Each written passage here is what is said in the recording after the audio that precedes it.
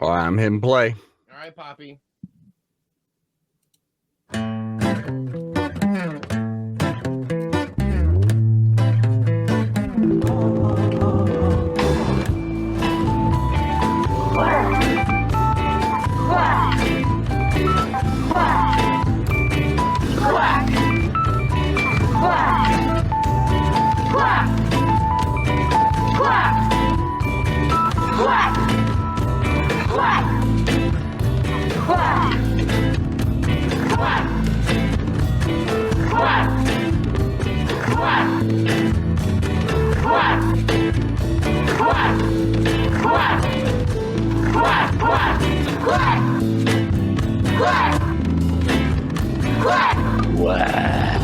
Quack. Quack.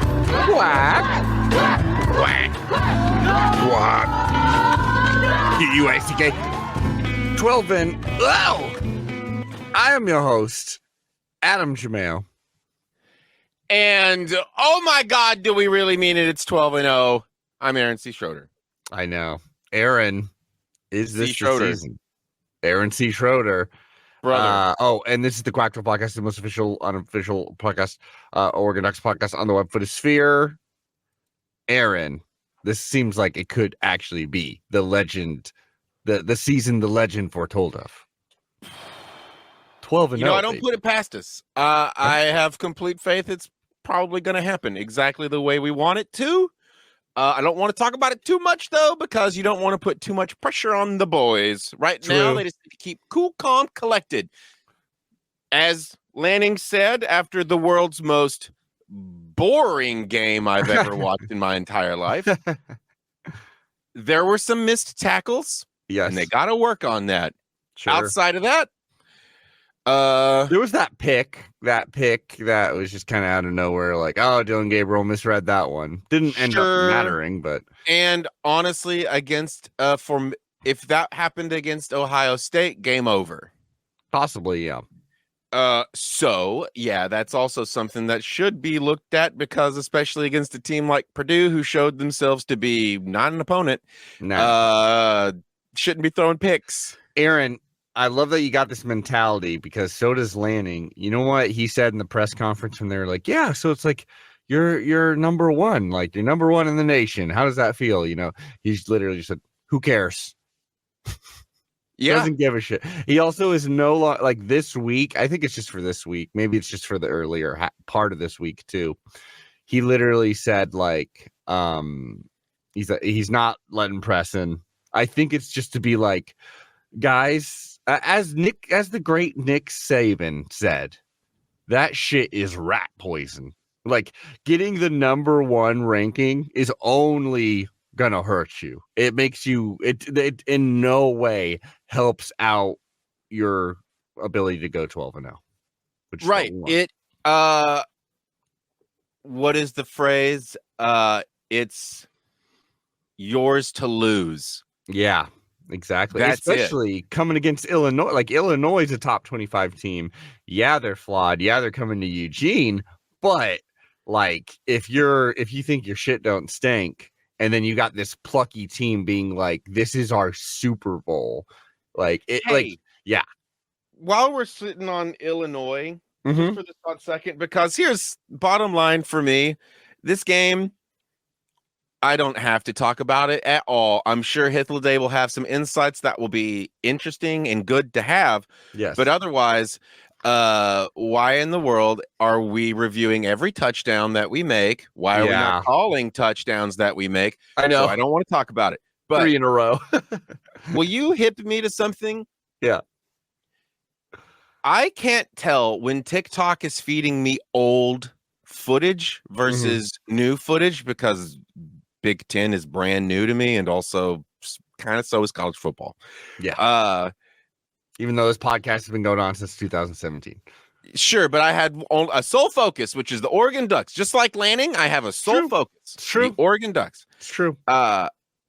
Did Illinois this week wear helmets that had a print of, like, hell yeah. They look They looked good as hell, man. They looked good It was as hell. weird looking though. And they ran Michigan out the stadium. It was wonderful. Mm-hmm. In other news too, I just got to shout this out before I forget because it's absolutely worthy. Sabrina Ionescu gets a championship, baby, with the WNBA. She didn't have her finest offensive performance in the final two games, but Sure.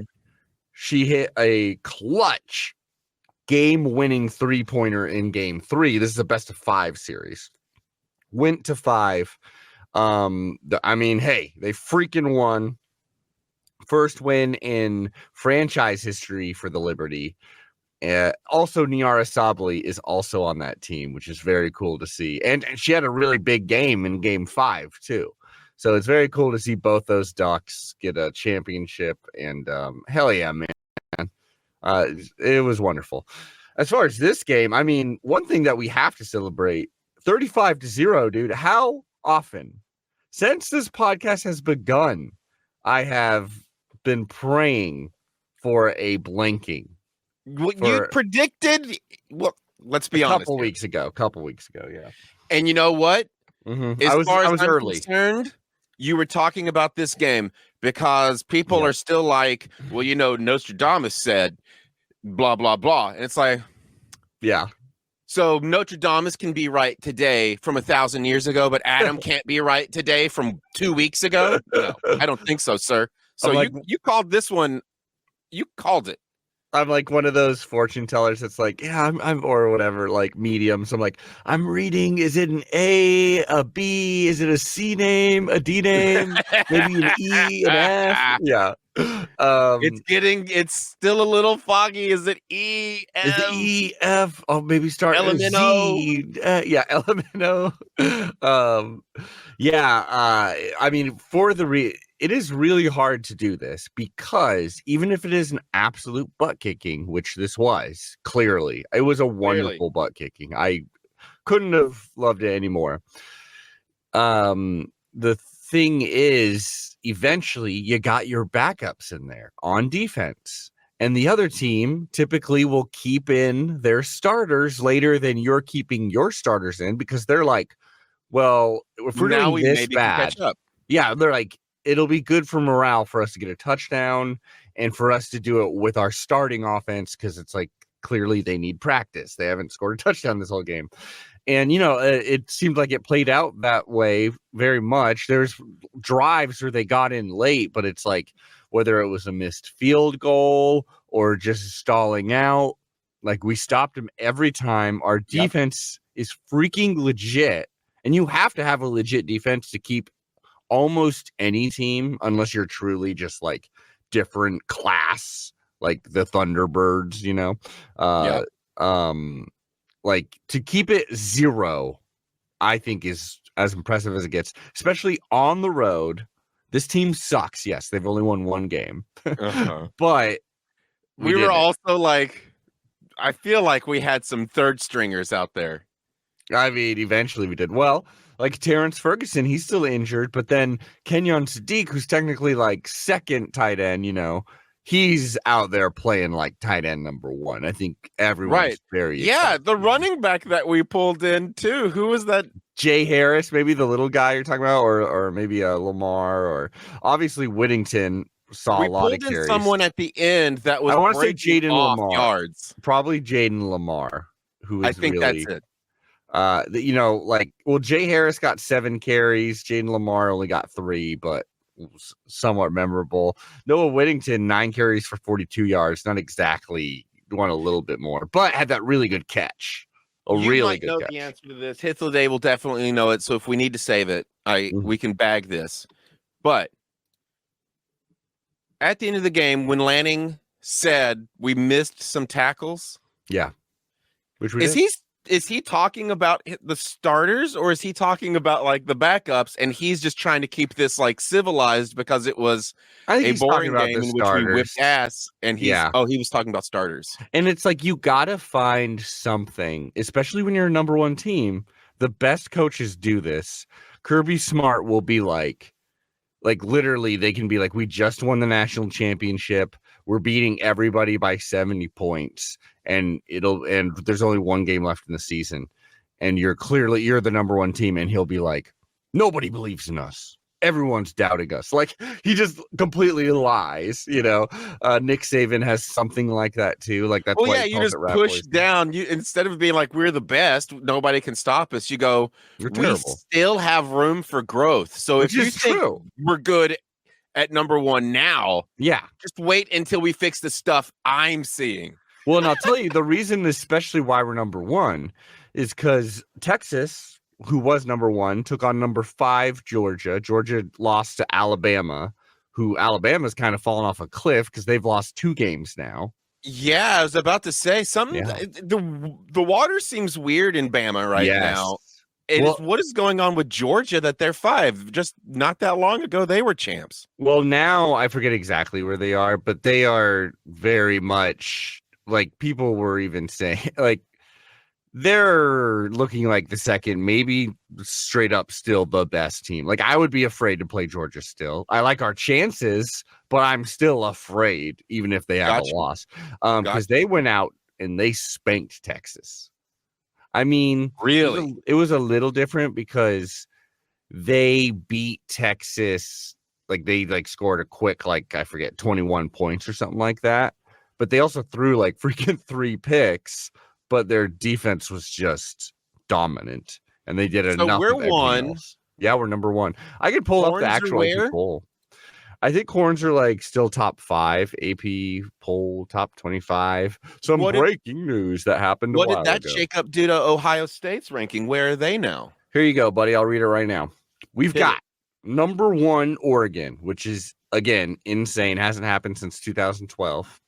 Number 1, your Oregon Ducks. Number 2, Georgia with one loss, but just beat number 1 Texas. Number 2, Georgia. Yeah. Number 3, undefeated Penn State, who's definitely a bit of a paper lion, in my opinion. That seems like it's fake news. Yeah. Number 4, Ohio State. Number 5, Texas, and you're gonna like this, Aaron. Number 6. Mario Cristobal's Miami Hurricanes. I don't like that at all. Then we got Tennessee, LSU, Clemson, Iowa State. Like a clear drop off after, I would say, Miami. Miami's undefeated, but they are doing a tightrope season where they are they've got an amazing player in Cam Ward. You know him. He played for Wazoo. Almost beat us. He is an amazing player, and they do have a lot of key great parts. But because it's Mario Cristobal, and just because I think they have a straight up bad defense. Every game is a shootout, and they're barely winning every game in dramatic fashion. I got to tell you, I was about to wish upon him all of the worst things because he sucks. Well, yeah. But then I realized he gave us the greatest gift by leaving so that we could find our ways to the correct leader. Well, also, I like him stuck around any longer. We would not be where we are right now. Yeah. I like him having definitely not. Maybe the recruiting. I think the recruiting would be a little bit worse. And then the team in general would be mid-tier because he's a mid-tier coach.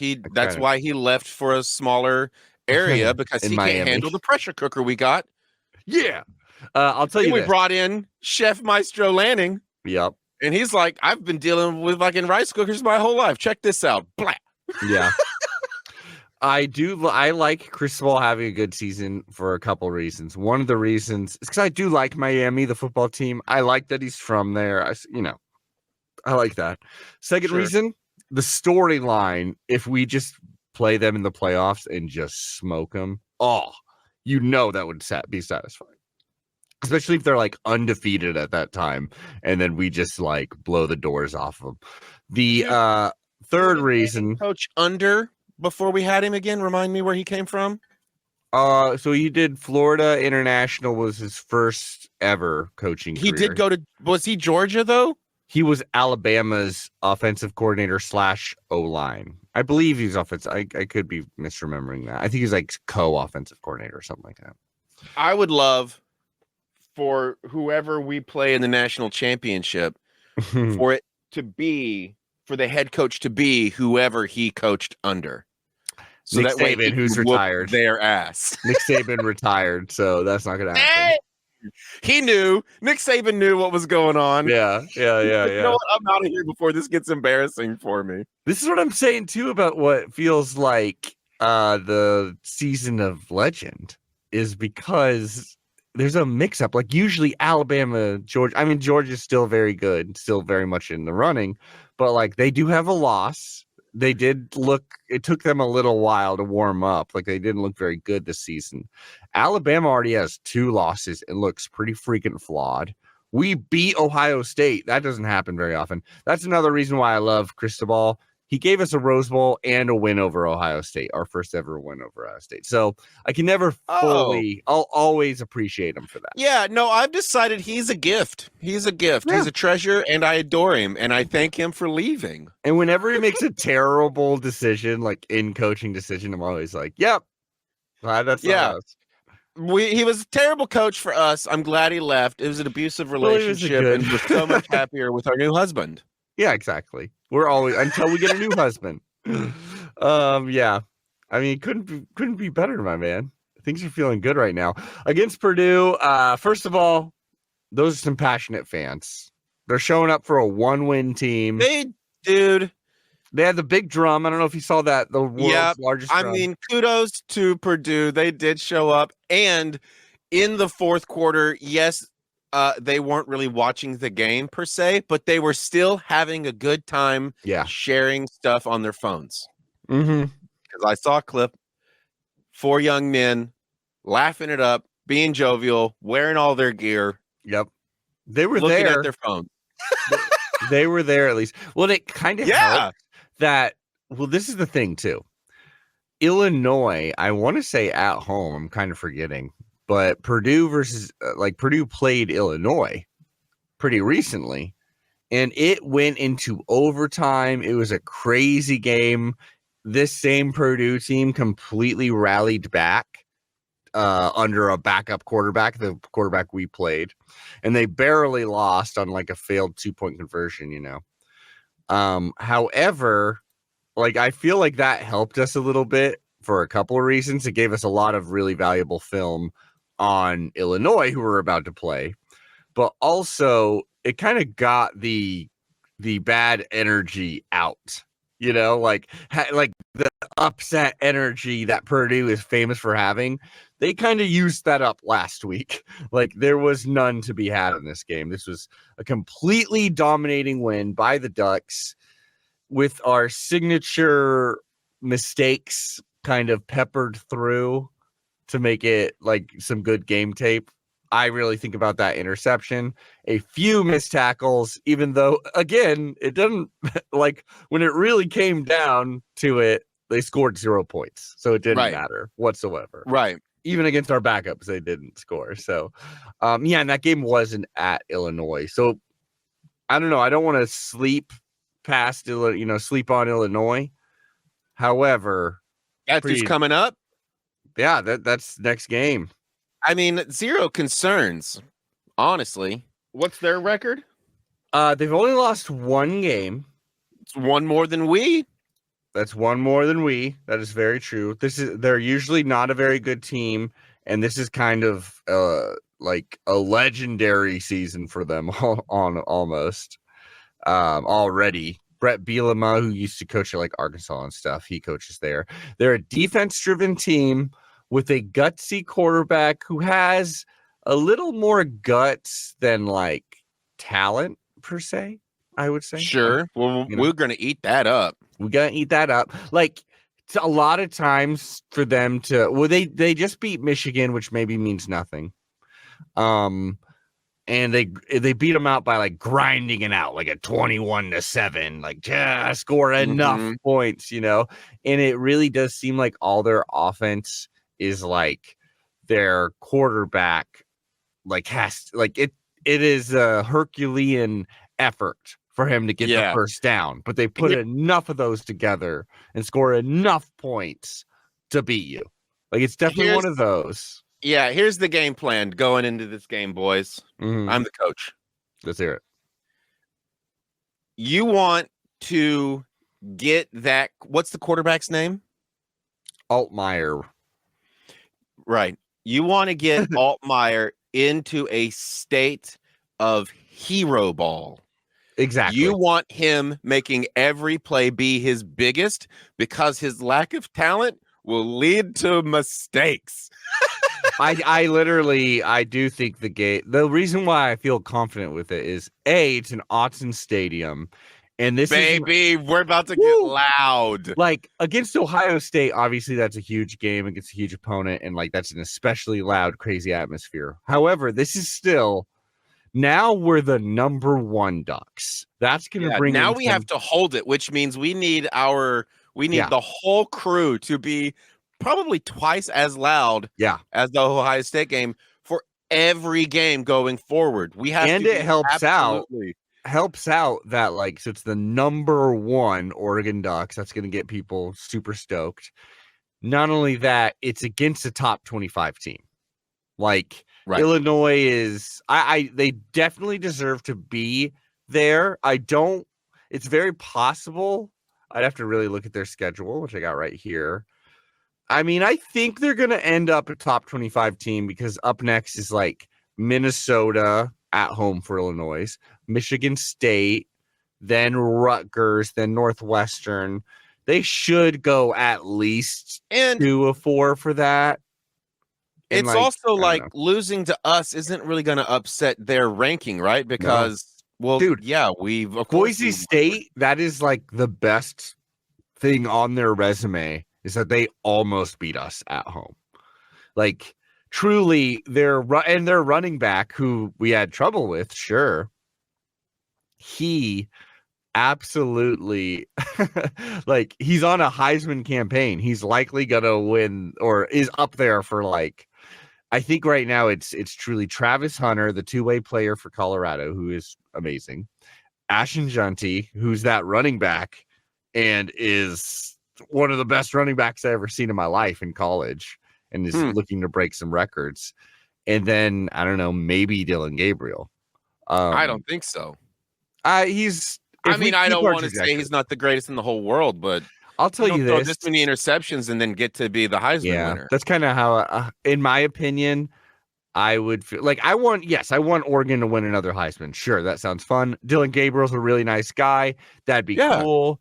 It would mirror Marcus Mariota. It's like, another Heisman quarterback for Oregon that wears number 8 from Hawaii. Like, it would literally be so similar. But as a fan of the sport, give it to like a running back like Ashton Junty. Like, he is the team. And it's turned into a freaking quarterbacks award, even though it's supposed to be like the most valuable player, the most spectacular college football player. Right. I would either give it to like a Travis Hunter if he keeps up his pace of playing both ways, or Ashton Junty. What's that? What really sucks about this award too is that it really also ignores a thing that Hithliday brought up last week, actually, which is that the best corner you'll never see on your TV. Yeah, because he's so fucking good. They never throw to wherever he is. Yeah. And it's like, maybe that's actually the most valuable player out there. But that's the thing. He is. That's what really stinks, is like, you got an absolute point. It's very possible is like the best athlete in America is some cornerback that isn't even Travis Hunter. Right.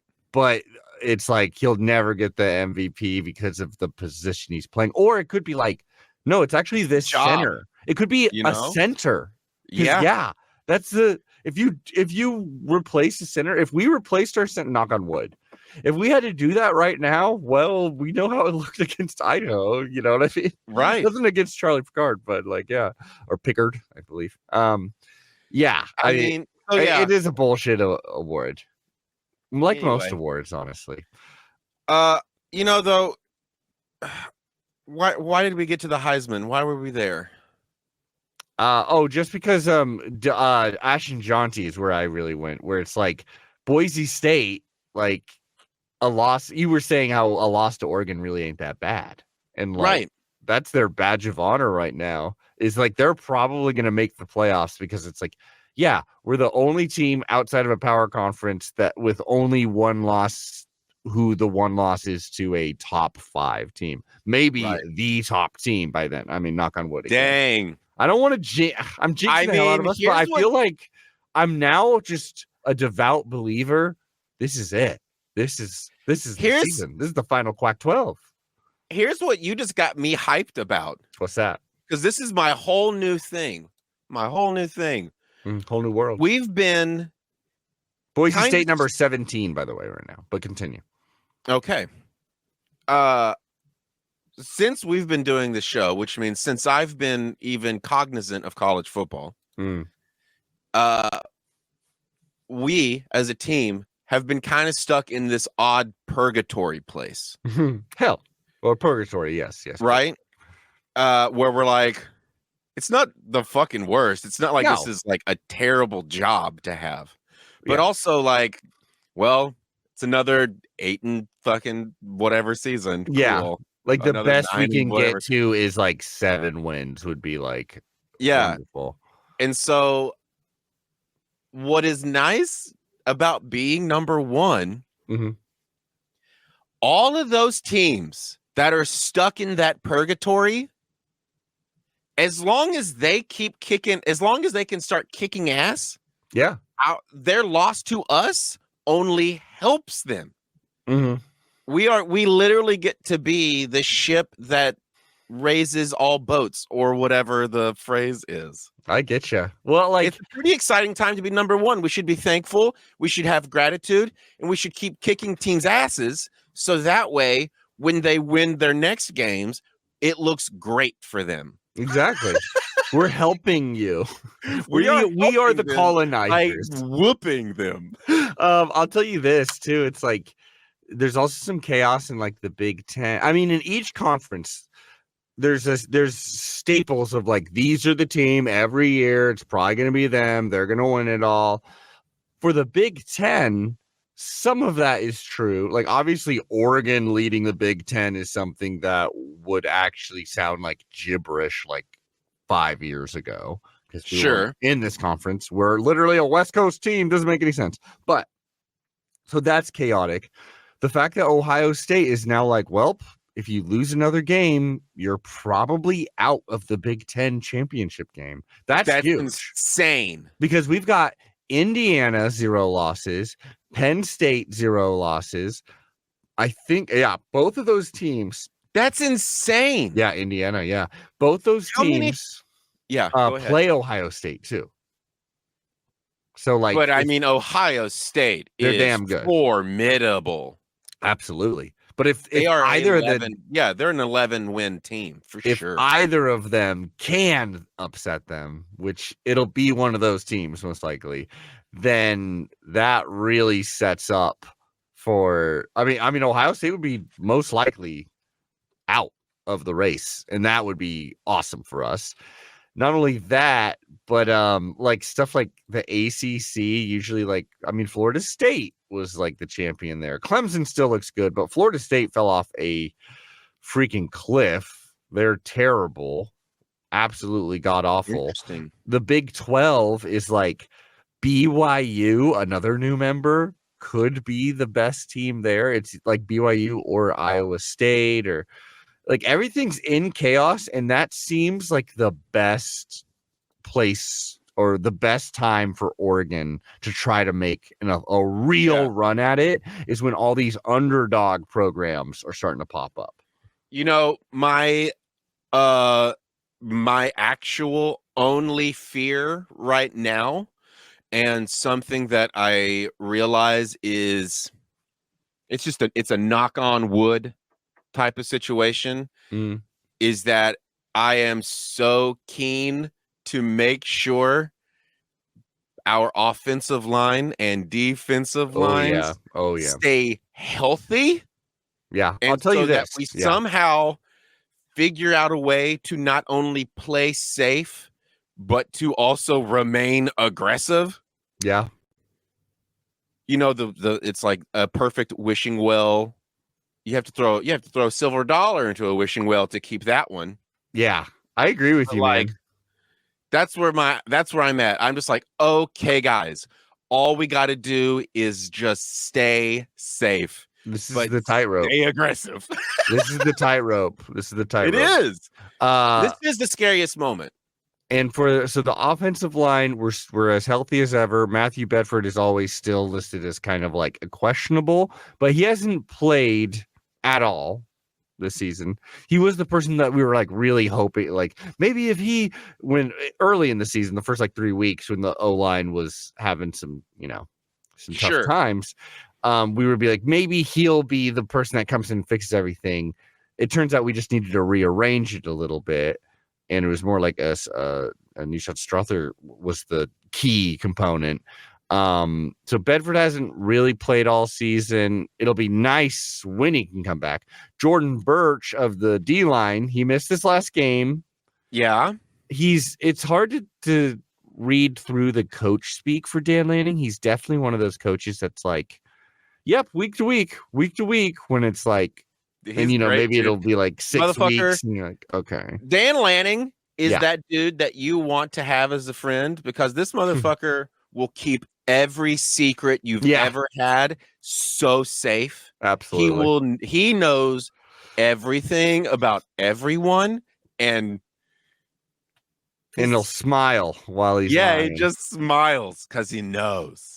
Like the movie Smile, now in theaters. Yeah, I love it, dude. I like how KG is. And I honestly, for as long as we are number one, I would keep the press as far away from the kids as possible. Might as well. Because you do not want that additional energy added into a system that you have. Well, it's like, what benefit do you get from having that? These kids' egos start to deflate up, and then mistakes are made because they're acting a little extra on the field. Yeah. Maybe somebody spits in somebody's face. And extra. He's gonna have to live with that for the rest of the season for me as well. Sorry, you did it. Now I get to roast someone's face. I mean, yeah. Oh, by the way, this happened pregame. Okay, and then I have a question for you. Sure. While everyone was running out, the duck accidentally tripped, and his head came off. I could pull up the clip if you want. I feel like that's a violation of somebody's privacy. You see a guy, there's some dude in there. So he's a man. I hate to burst this for you. I mean, I think there's many people that play the duck. I would hope so. Yeah. To have to do that many push-ups would be absurd. Yeah. Okay, so while you're doing the clip thing, let me get this thought and see what your take is on it. We've had these guys out that, like we said in the beginning of the season, we were like, yeah, once they're in, woo boy, or if they were in, oh man, don't you know? Mm-hmm. Well, now we're kind of deep in the season. Do you think it would theoretically be detrimental to switch up to like bring Birch back in? Would that mess up the chemistry of how the guys are operating together? Well, or specifically, is he such a team leader even off the field? I think it's more like, I think specifically with Birch, it's kind of if he can come back. Not that it was good that he was gone at all, because he's such sure. But now he's been gone, and we got a thing that only worked. For 1 week. Yeah, we definitely did. Like Harmon is playing out as well. Caldwell, playing out of his mind. I mean, Caldwell is a physical, just freaking freak. Yeah, and they're in like Tuiotti's getting more like pass rushes in there. A bunch of stuff's going on. Mario Washington, but. And they're getting such valuable time, especially for the future too, and like just for the rest of the season. So that is a benefit as long as Birch can come back. But the second he can come back, it is only a marked improvement. Really? It is. It's kind of like, it's exactly like the thing when we beat Ohio State without Kayvon Thibodeau. It helped us out. It shored up some D line. It's like, hey, now you guys can like completely believe in yourself. You just went on the road and beat Ohio State without Thibodeau, and you held up your own. Like, it was a huge reason why we won that game. And then when you add Thibodeau later, it's just adding like, he's not really taking any person's role out. It's just adding a weapon. You helped by their absence. You helped the person realize their 100% potential. Yes. So that when you add the person back in, now they're just extra hyped. Yeah. Because it got a little bit easier, and now they got 112 up in them. And I'll tell you this, it's but I love it. To your point, the O-line, on the other hand, that is a thing where it's like, on the D-line, you have a little bit more different roles. O-line, you do too, like tackle versus guard. Sure. But it is so much more, seemingly, I've been told, a chemistry thing. It's a ballet, baby. Yeah. The adding, like, Bedford, it is possible I could imagine. I don't know. I'm talking to my butt. Like a Bedford or like, like, you don't want to put him up. That's you talking. I just got it. Took me a second. Or Dave Iuli, who's also been injured and who's also like, a potential O-lineman. It's possible they've been able to play.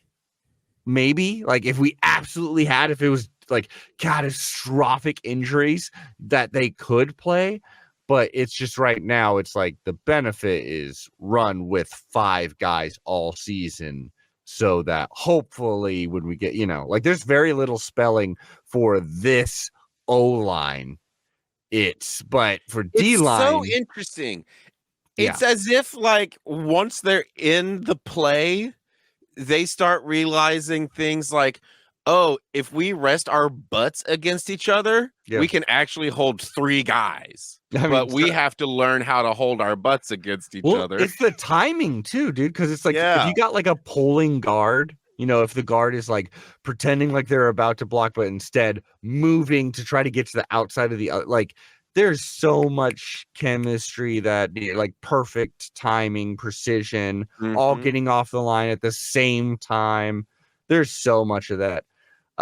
Aaron, this team is probably the best, knock on wood, team we have ever covered on this show. Well, would you say so? So, I mean, I make that statement. What do you feel like right now? It's a team that I have the most confidence in because I have never felt safer in a coach's arms. And that's facts. I can't is very help true. it. I love that man so much. He makes me feel safe. And they changed that rule that, him when he had that 12th man on the field on purpose. Yeah.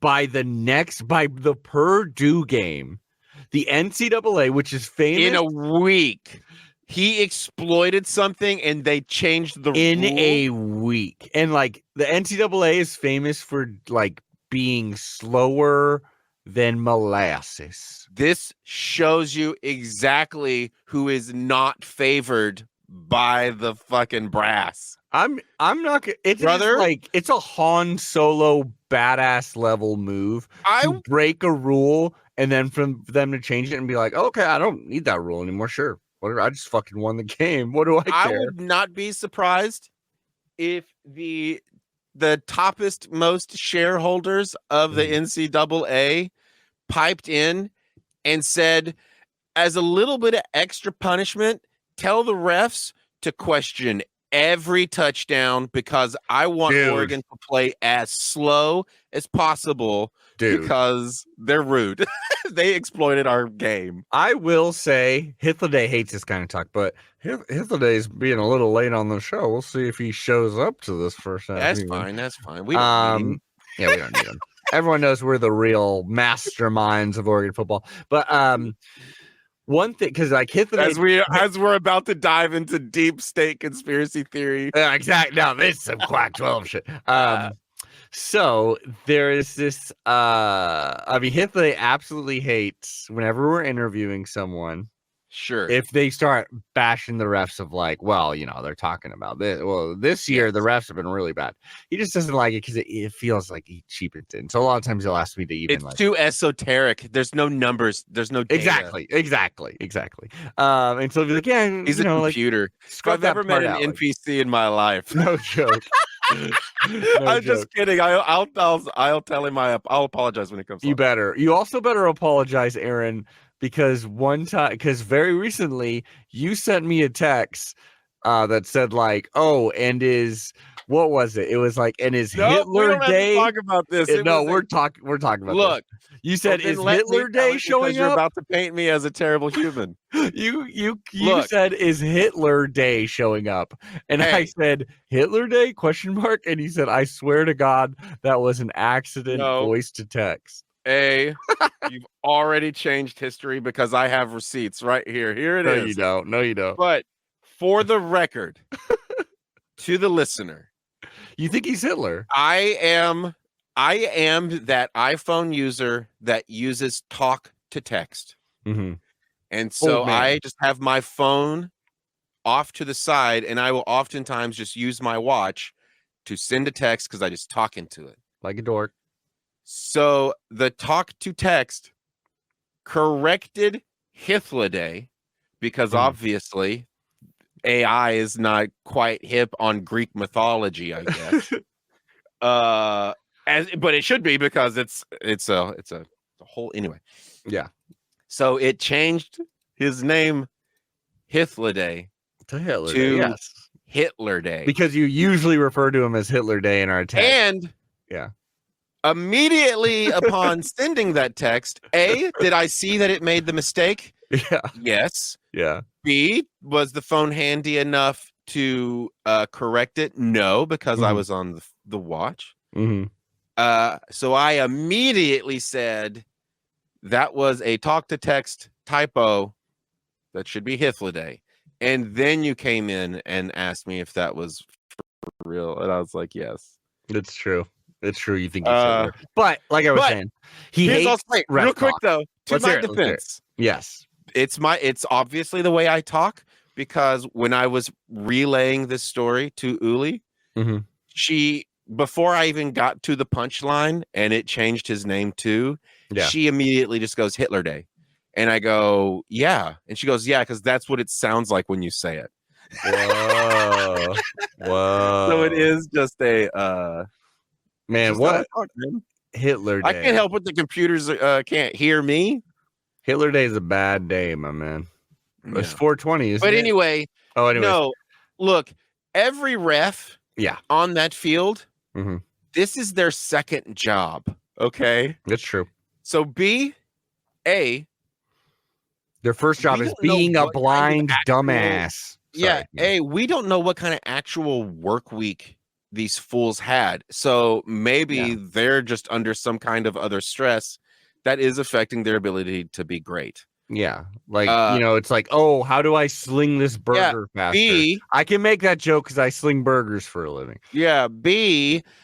I feel like I recently learned that there's like the head ref on the field and all the other referees are like his employees, like they're his crew, his minions that he brings to games. So it's also, you got to look at this head ref guy and be like, all right, what's this dude's backstory? Because maybe the fool's got 2 other jobs. And when the season starts up, he's able to sling a couple of extra bucks under the table, helping out scores for his local underground gambling rings. We don't know. This is all possible. Wait, this is bad. He has an underground gambling ring and he's a ref? Here's what I'm saying. Every human being by nature has the ability to be persuaded. And so when you start to see constant reoccurring themes in the way your team is being treated by certain individuals, you have to start believing there is a bias there that is beyond the game. Whoa. It's just like in the NBA with that one with the two or with the referee and the basketball player who got into off-court beef and had to, like, you know what I mean? It's that shit's real. It's So real. that's what Purdue felt like. It felt like somebody had a grudge against us and were wanting to inherently slow us down because they knew this game could potentially be 70-something to 0. And to be fair, when you're really looking at the stats here, I mean, so first of all, I like that we forced 2 turnovers. That's freaking cool. Yeah. Real quick. That up. Yes. Can I add a conspiracy cherry on top of this? Of course. This is the Quack And I need you to correct me because this is not something that I should joke about, but I'm just going to make a stupid joke. Absolutely. It did feel like maybe a lot of the injuries on Purdue's side were fake clock stoppage things to slow down the play, to slow down us, because we were showing that we weren't gonna slow down. Just saying, maybe I definitely think their style of play was trying to be like that. Well, and I think this is I'll tell you if there was, it didn't matter. Brother, what's that? We haven't even talked about the announcers. Yeah, they suck. I hate them. I mean, we can unpack so much just from their conversation with each other. But anyway, let's get into real shit. Well, what'd you think? Well, first of all, I hate is Tim Brando. Yes, he's a legend. I hate if it's your job. Is he the guy that kept saying he's been announcing since this other dude was in college? How do you do? He says that. Funny. I've never heard that. They felt like the B squad of announcers. He's actually a legendary guy, but he also sucks. How do you do? But the reason why he sounded like he had an extra scotch in him by the end of the game. Oh yeah. The reason why I hate him is because he does this fun little game where with himself within the game, where every single week he'll be like, "Oh, I like to do this thing where when I get to a Polynesian name, I go, I throw my hands up. I can't say this. Oh boy, what a name." And it's like, dude, if you can't say if you're not even willing to attempt to say Polynesian names in fucking football, then this is not the job for you, my man. You're not going to run into, every once in a while there's a Polynesian name. This is fucking football, dude. Learn to say the name is all I'm saying. An associate producer, it should just be an associate producer's job to have the phonetic spellings. There is. 1 so million he's literally he's ignoring all that. Yeah, like right there. This piece of shit. Right there on his sheet. For a game that he knows he's been calling all week, and he's probably heard tons of other people say the name. Phonetic spelling of it, yes, and I agree. It's like that's a vibe. It's partially hard. Like you do need to do some research into it, but the more you learn about the names, the easier it gets. Yeah, and also we're not talking about deep players. We're talking about like Mateo Uyunglele, I have Yeah, I'm not perfect with it either. I have a hard time saying basic. You used to suck at it. Sure. 7 years ago, but look at you now. Yeah. Growth. Old man can't grow. Come on. It's just like it'll be like huge players, and then it'll be like Lalo Ulu. Like he'll be like, "Oh, Lalo, I give up already. Too many vowels." And it's just like, dude, this is, I don't know. This is like being like, "Oh, I don't like to say black people's names. Oh, I'm an NBA commentator." It's like, "Oh, you may have a problem in your line of work too." I just don't get like Johnson too hard for you to say. I know. Yeah. It's like, it just seems like there's some younger person who would die for that job, who you could pay half the amount that guy gets paid, and everyone would be fine with it. How do you do? Whatever, though. I'm sure there's going to be people that are like, "What do you mean he's a legend?" Who was the other guy? Oh, I mean, I have it here. Devin Gardner, his partner, of course. Okay. He was pretty goofy, too. I mean, everyone was goofy. He had it turned up to 11 the whole time. Yeah. to a degree that on the very many touchdown reviews, they would try to pitch it over to the review guy. Like, this is his job. He comes on and talks about the review and what he thinks. I like the review guy. I like the review. Yeah, but he couldn't get a word in because old man would be like, let's go see what Barrera has to say about this. Mike Barrera. And then all of a sudden, other announcers just like, well, here's what the review is going to show us. And he's like, this is not your job. Yeah, it's like, why don't you let him say it? And by the time he was done, like, interjecting his thing, the ref on the field would be like, this is the call. And the guy's like, oh, okay, thanks for having me. Bye. Yeah. My favorite one was when Mike Barrera basically was like, I surrender to this, and I realize I'm just going to have to let him do his show. And he just goes, touchdown. Instead of saying why he thought it was a touchdown, etc., he's just yeah, it's something. Oh, brother. Yeah, I'll tell you this. an absolute treat of a game, I have to tell you, because it was bananas. Refs didn't want to. Well, actually, on that perfect transition, I'm going to make a plug. Okay, if you're listening right now, this far, yes, you said the word bananas. I do believe, Aaron. That's a great point. I did say bananas. In Eugene, Oregon, listeners. Your plug, I'm going to quickly peace out. I'll be right back. All right. Well, we're pretty close to the end of this episode, actually, Aaron. Believe it or not. Yeah. Listeners, I'm making a plea to you. In fact, we're close up on me.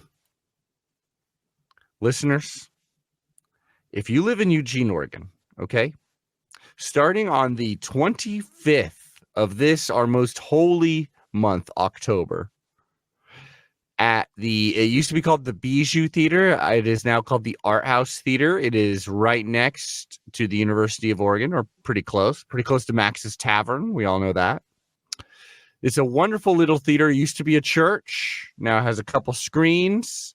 Really awesome community feel. They have brought back an annual tradition that went dormant for a little while during COVID and such, but has now come back. Very fun time called the 72-hour horror film festival. Okay. You had 3 days exactly to make a 3-minute horror film. You had a specific line that they gave you, like right when the competition started. You had a specific prop that they said you had to use, and then have at it. You got to make a 3-minute movie, 72 hours. Your boy, Adam Tramiel, who you know and love, I hope, has made a short film. Aaron Schroeder is also in that movie. And if you love me, and if you live in Eugene, Oregon, for a week they will be showing this movie at the Art House, or this competition. They'll show all the movies. You can vote for your favorite. If you love me, you will go down to this. You will vote for my film entitled Anna Banana, my and Aaron's film, in what could be the final season of the Quack 12 podcast. I beg y'all, help your boy out. Or if you're not going to be in town, go over to the YouTube page of the Eugene Film Society and just give us a like. Just give it a little watch. It's a fun movie. I swear you'll like it. But that's my personal plug. I just had to get it in. Aaron, is there anything you'd like to add to that? You said bananas. I had to say it. Yep. I also did some sound design work for this movie. Mm-hmm.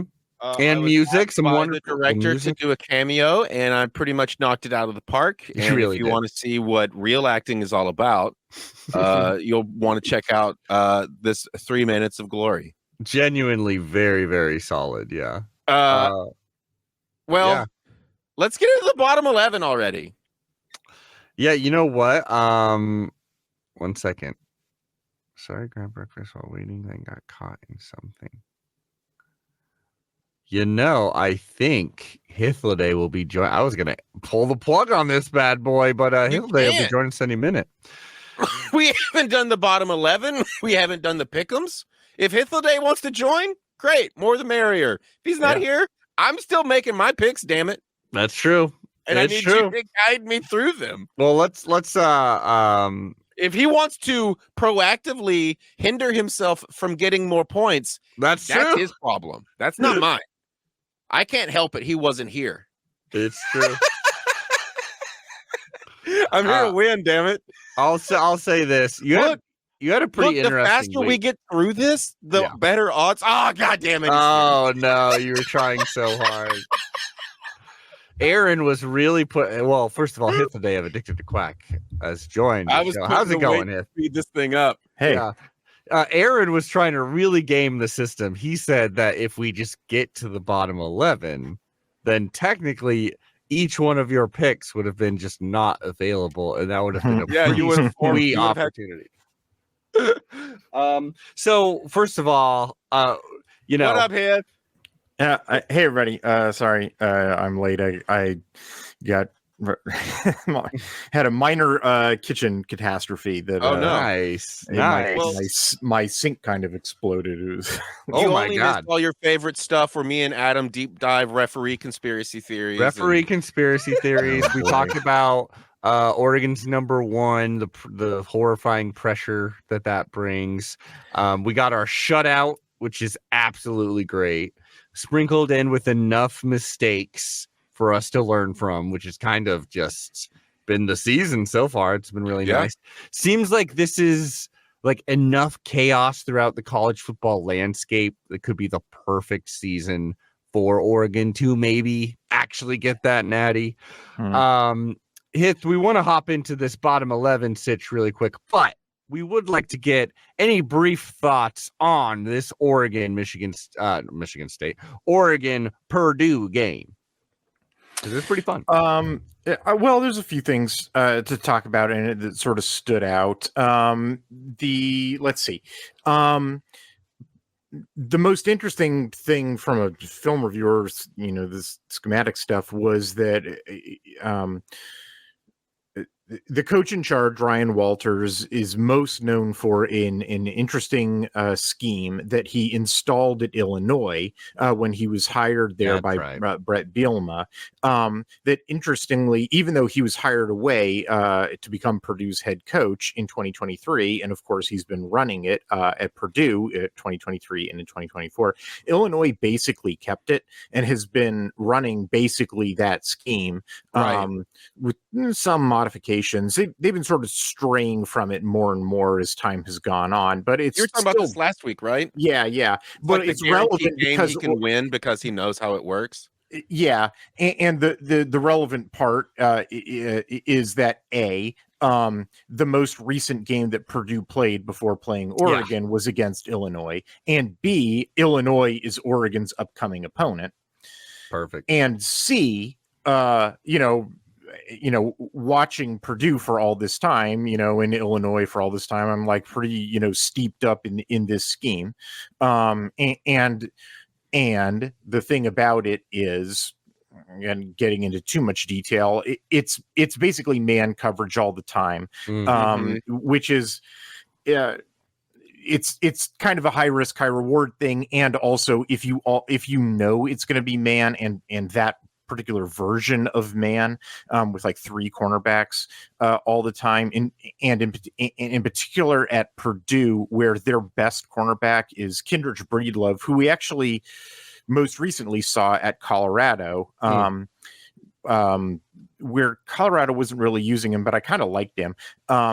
And then at Purdue, he was the best of their cornerbacks. Like they kind of had problems at the outside corners, but they put him on the inside, and he was actually way outperformed everybody else. It was one of the reasons why Purdue, even though they're bad at every other stat, the one stat in which they were glowing and good at was 3rd and long on the defense. They were actually the best team in the Big Ten at stopping 3rd and longs. It's because they would throw passes to the dude that Breedlove was defending, and Breedlove would break up that pass. So all that setup is that, and then what happened when Oregon played Purdue? Well, weird things happened. The weird things were, sorry, there's one other piece of setup that I failed to say, which was, if you know that scheme and you know it's going to be that scheme all the time, you can manipulate it. And Stein is a real manipulator, you know? So that's what I was expecting to see. I was expecting to see a ton of manipulation. Okay. So setup complete. Now the game. Walters really throws a loop in that in the first half anyway, he junks his scheme and he plays a bunch of zone. It was like, oh man. Yeah, What? the announcers mentioned something to the effect of like they practiced zone all week just for this game. Yeah. Well, it's because, for that reason. And also, here's the other thing. They were out at least one of their outside cornerbacks. Now, I don't think that cornerback is very good. I think Oregon would have lit that guy up. But, they were down a dude. And so they moved Breedlove, the guy who I was saying was their really good inside cornerback. They moved him to the outside. Now, I can't say for sure, if, maybe he's a good inside cornerback, but he's not a good outside cornerback, or maybe it's just Evan Stewart is going to rip the face off of anybody. I don't know. But that first pass to Evan Stewart, who's the guy he lights up? It's that guy, It's so it's my boy. So, that was the kind of I'm sitting here laughing because it's like, I know this has been a long setup to a joke that doesn't seem very funny, but I as a scheme nerd, I thought it was just hysterical. Like this poor guy, Ryan Walters, he spends all week changing up his trademark scheme that he's brought to like 3 different schools, Mizzou, then Illinois, then Purdue.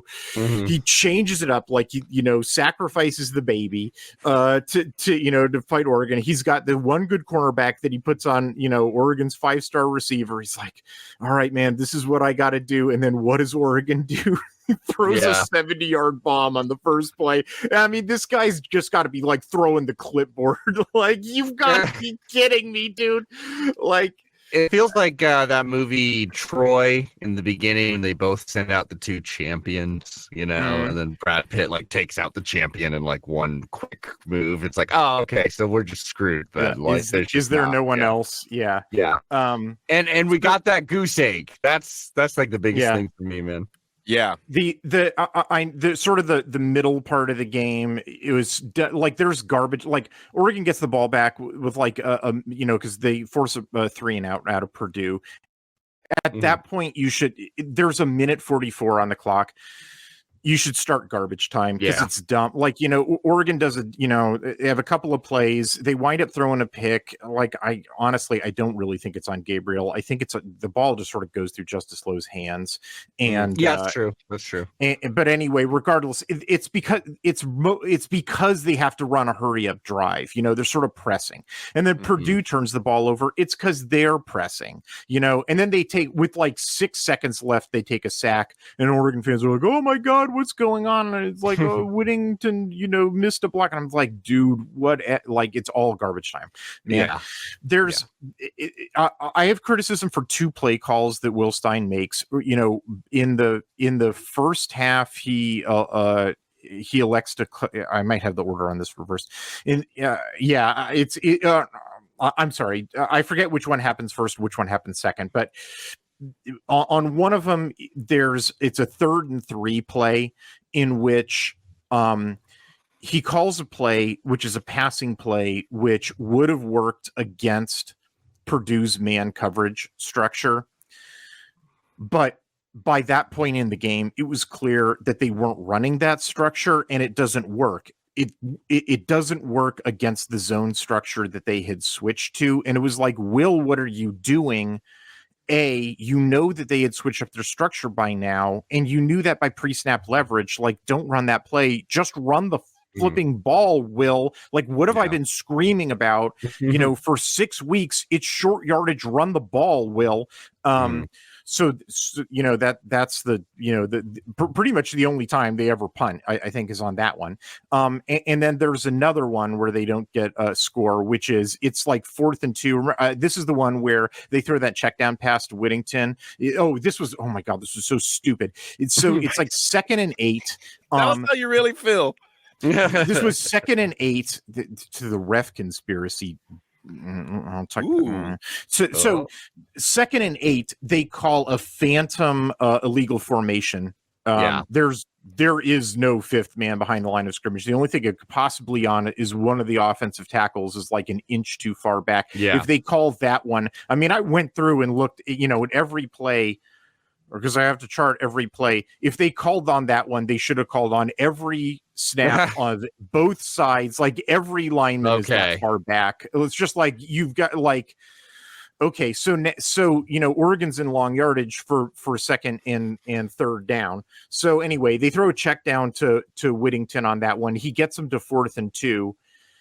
And they elect to kick a 51-yard field goal instead of running the ball on 4th and 2. That's exactly what I thought. I guess it's practice. But if they were like, number one, of course they miss it because that's the football gods are mad at you for kicking a field goal. And number two, it's short yardage. Run the ball, Will. That's not respecting your opponent is honestly what it is. I think. I don't know. Honestly, I was madder about the illegal formation thing, because of that. And then honestly, like Tristan and I were talking about this in our private chat. He was like, he was expressing a little bit of difficulty in writing his article because, number one, Purdue gets very few plays in this game, which means he can't do run versus pass splits. Like if you read his article that was published this morning, like he just has to publish the overall Purdue, numbers, which is difficult to do because it means that he's got to do the total YPP, which is always confusing because mixing in pass and run stats for YPP is difficult, although it's not like they were getting anything through the air. But like it would be nice to tease out the run stats because there is something to talk about with like Oregon's rush defense is a little on the other hand, like by far Purdue's most successful play was hope the refs don't call holding. That's a lot of people's play against us, and it's working out pretty well. Yeah, they have two. They have two successful play calls, which is number one, miracle scramble, and number two, hope the refs call holding, and then on like two occasions, it's both simultaneously, miracle scramble on the refs not calling holding. And so Tristan was talking to me. He's just like, what am I supposed to like? What clips am I supposed to select for the Oregon bad defense clips when like all the video is showing is this egregious hold that's not getting like, what am I supposed to do about that? And I'm like, Tristan, you got to find something like, if you have to select a non-representative clip, select a non-representative clip. It's better to put that out there than to put inflammatory stuff. The refs are evil. They are. And it's, but I mean, if there's a point to that discussion, it's that like, look, we've been watching the ACC, with Miami, and we've been watching the SEC for years. We've been watching conferences that protect their top teams. And whether you think that conferences should do that or not, and whether you think that the Big Ten refs do protect teams like Ohio State and Michigan in the Big Ten, certainly not, or not. You cannot believe that in 2024 the refs are protecting Oregon. No. Like whether you think that should be happening, whether you think that is happening for other teams in the Big Ten, I have no comment on those things. As a factual matter, it is not the case. And I think there's some cabal of refs that conspired against us. So we all have our own personal beliefs. You don't even need to believe that there's a conspiracy against Oregon. Right. But what is very plain to see, and I can confirm it's not your imagination, listener, is plain to see from watching, from reviewing the film. There is no thumb on the scale from the officials to help Oregon. It's not happening. If you thought that the Big Ten referees would say Oregon is the Big Ten's best shot at a national title, and so we should help them out by putting our thumb on the scale and help them with these calls, that is not occurring. That is the end of my comments. Are there people out there who there might be some hope that they would do that. There might be some hope that might happen, and I'm here to tell you no. I think I think the majority of people are Duck fans who are watching every game and stuff like that. Don't see that, and also, which I think makes it pretty amazing, especially when you're like one call was completely bogus in this game. Is like we went on the road and only had 4 penalties for 25 yards. Like it's there's a couple other handicaps. I mean, Terrence Ferguson was having his appendix removed. Trayshawn Holden, I spotted him on the sidelines with a towel around his neck, who's clearly being held out for disciplinary reasons. That's good. Gary Bryant's been out all year so far, with an injury. Jordan Birch, is out for this game, but I was just restricting myself to the offense for the moment. They played, even though in the year of our Lord 2023, Patrick Herbert, like 11 out of 12 times that they would throw him the ball during meaningful play, would go for a first down. In this game, they elected not to throw him the ball. Yep. So they were only, basically it was only 1, 2, 3, 4, 5, 6 Kenyon Sadiq. Only 6 guys were getting the ball. The 2 running backs, Stewart, Tez Johnson, Kenyon Sadiq, who had a hell of a game. Yeah. And Whittington, did you say that? Whittington caught the one. 2 running backs, the 1 tight end, and the 3 receivers. Yeah, 6 guys, and then I guess Gabriel had some carries. Although that was a bit of a story too. That the Purdue made one other adjustment, which was Illinois did the same thing to them that Purdue, because they have the same defense. Both Illinois and Purdue had quarterback keepers because that defense doesn't defend quarterback keepers well. They forget to account for the quarterback. And so Oregon saw that on film and said, let's run some of those. And then that was another thing that Walters did, was like, oh boy, I bet they watched the film, saw that vulnerability. We better do some scrape exchanges. And so that was something else that I put on tape, or I put in my film review, that was like, I bet Oregon will get some of these runs because Purdue doesn't have any scrape exchanges. And then what do? They put in some scrape exchanges. So it was like, well, okay, I guess you guys watch tape too. So if anybody's wondering, like, why did Gabriel keep the ball all the time? And then it was always stuffs. That's why is Purdue, watched the tape and made that fix. So okay, good for you. Not like it really helped, but there it is. So anyway, I mean, that's my point, is that Oregon's operating with hands tied behind their backs, right? They have like, what did I just list? Like 4 different, pass catching targets, all of whom would be starters on any other team. Not catching the ball, right? Bryant, Holden, Patrick Herbert, they weren't throwing the ball to, Terrence Ferguson, all out, or all not catching the ball, in this game. Jordan Birch, is out for this game. All these guys are starters, the refs are doing them no favors. Will Stein, in my opinion, or whoever makes the decision about field goal kicking, that's probably Lanning level. Killed 2 drives on, damage could have been worse, right? Oregon's operating, with a hand tied behind their back, or like hell, more than 1 hand, like 3 hands tied behind their back. But Oregon is an octopus, right? Oregon's got 8 hands, 3 hands tied behind their back is no problem. And the other 5 have a shit ton of money in them. Yeah. It helps. Weapons, not money, but okay. I mean, hey, what's the difference, buddy? So yeah, that's Oregon can have 3 hands tied behind their back and they still, win 35-0. That's the upshot. Against a spoiler maker. Love it. Well, y'all, speaking of spoiler makers, let's get in. Let's start digging in, baby. I'm ready to win. Well, Aaron, this is a interesting week for you. I'll leave it at that. Because today we're hopping into the bottom 11. Bottom 11. That is right. We are the Quack 12. We are in the Big Ten, which has 18 teams, but we all know who's number 1, the Oregon Ducks, baby. Usually that's just a metaphor, or that's just kind of like in conference, or just saying we are the best, like kind of, root for the team. No, the Oregon Ducks are literally mother-ducking number 1 in the country, and we should just be happy about that. Do you believe in manifestation? Sure. Because I'm pretty sure us saying this over and over for 7 years absolutely was a part of this becoming a reality. What else have we said? We've said 12-0, and we've Yeah, said and here the that number comes, one Oregon baby. Ducks. There we go. Well, here they are. I'm looking at it right now. Number one, literally the Oregon Ducks.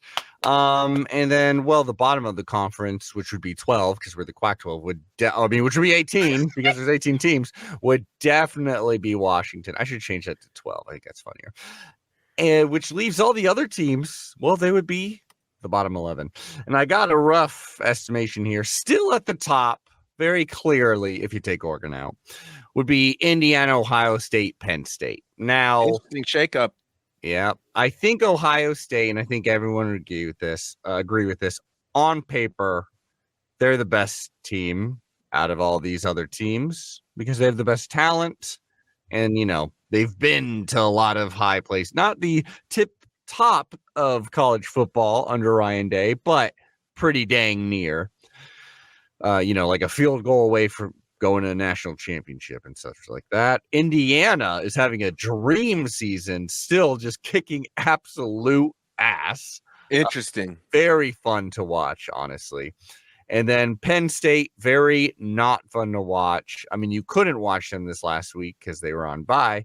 But, yeah, kind of a poser that I hope we play in the Big Ten championship game. However, everyone else, there's a real mess in the middle this week.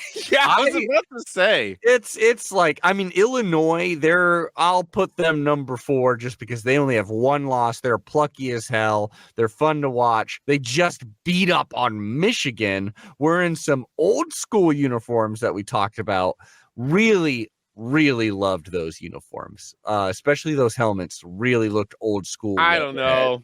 You didn't like them too much? I liked it when it was a close up, but when it was zoomed out, it just made them look like bobbleheads. Yeah, I get what you mean. I appreciated it, especially I appreciated them while they're kicking the crap out of Michigan.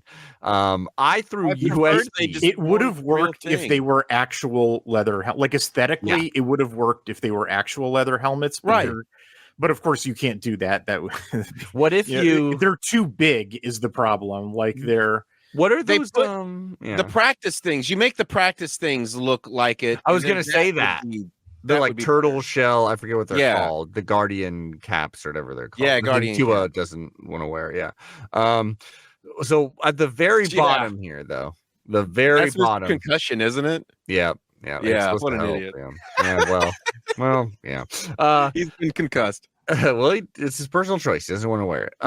The very bottom, they're not the worst team in the Big Ten, and in theory, I suppose they're not. But just, I feel like spiritually, they are absolute in a garbage spot. They're in the dumps. Yeah. USC is, and like it's been very interesting because I was talking. I mean, I remember at the beginning of the season, Hithla Day, you were very like, I don't like USC's a really tough one to predict as far as overall season. Because it's like on paper, they have a bunch of stuff and like their schedule could play out where it's like there's a big range of where the floor is and where the ceiling is. And right now, losing to this Maryland team in another unclutch game. Yeah. Oregon doesn't play USC this year, so I haven't like done the film study on them, but I do all the preliminary charting.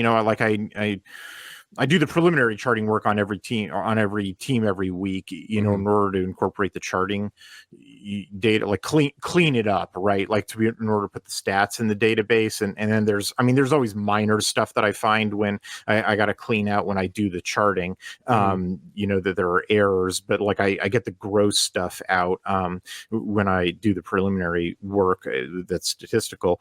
And like, USC on a play-by-play basis is, they straight up are one of the best teams in the Big Ten. They're like a top 5 team in the Big Ten, but they just can't finish games. Like like USC fans should not be sad; they should be furious. Like Purdue fans should be sad. Like Rutgers fans should be sad because what's happened to Rutgers is like really disappointing. Yeah. USC fans should be furious. Yeah. And it's like you're not gonna fire Lincoln Riley. Like you're not, Mm. but like if your only goal was to make USC football what it should be, then it's kind of looking like, I don't know, Clay Helton was doing a better job at this point. Like, I mean, damn. but that's what I'm saying is that like it is actually a better football team. Like even with losing Caleb Williams, it is like top to bottom a better football team than it was last year. It's just that last clutch drive over and over has been like, nope, they don't have but it. like the actual measure of a football team's wins. Yeah. And they lost to the fucking Maryland Terrapins. Wow. Terrapins. Like it's which Aaron called. Did you listen to Alicia's CarCast? I didn't. I wanted to though. I go to my Twitter account. Okay. I put in the timestamp when you should really start listening. It's like 522 seconds in, whatever that is in minutes and seconds, it is glorious. It is like if you need to go for a run and you need motivation, like you will run this a 5K listening to it. Like all I need to become an Olympic athlete is for Lincoln Riley to get a 5-year extension. Like in Alicia's CarCasts I will run like a marathon. Rain of Troy has always been a great listen for Duck fans if USC's having a bad season, because like their go-to for rage of contrast of like, why can't USC be better is look what Oregon just did. And like, that's what her rant is about. Like, look what Oregon just did coming off of a big emotional win. They on short rest, they go to Purdue and they crushed them. They don't have letdowns because that team. And I was just like, oh my God, I just ran an extra 10 miles. Like, well, it's mainly because it's like, well, when your offensive line is really gelling and has been, like put together well, and a defense you can rely on, things get a lot more consistent. It's pretty cool. Like we were saying though, Indiana embarrassed Nebraska, which is getting embarrassing, 56-7. But we should be praising Indiana because that's the coolest part. I mean, the Indiana story, like anybody who's actually paying attention, like Indiana's not a fluke. Like they're for real. I do think they have some, that program's not. I mean, it's not Alabama. There's some flaws. Like if they managed to pull it off and get to Indianapolis. Like I've been collecting data, on them. I'd be ready to like if they changed the schedule all of a sudden and Oregon had to play Indiana next week, I'd be ready to go. Frankly, I've been. Indiana and Penn State don't play each other. Yeah, I know. It's interesting. What happens if there's a 3-way undefeated tie? I mean, they go to common opponents is the next tiebreaker. I guess so. Yeah. Which like Indiana might win because they win by larger margins of victory. Because Penn State wants to make it a close grudge match. Yeah, exactly. Might backfire on them. Anyway, Indiana has some flaws. They're in many ways actually they're more like they're one of these teams that sort of lives and dies on its passing offense. And the defense is sort of more like they just sort of hold the line, and the rushing offense is sort of like it gets what it needs to, but they can't, but anyway, I'll talk more about Indiana if we ever have to. Anyway, but their passing offense is just so effective, and in a league in which they're so unaccustomed to seeing that nobody's really able to handle it. And last year's Washington team certainly taught me, like, well, if I was going to have one thing that I especially excelled at, it'd be awesome passing game. So anyway, that's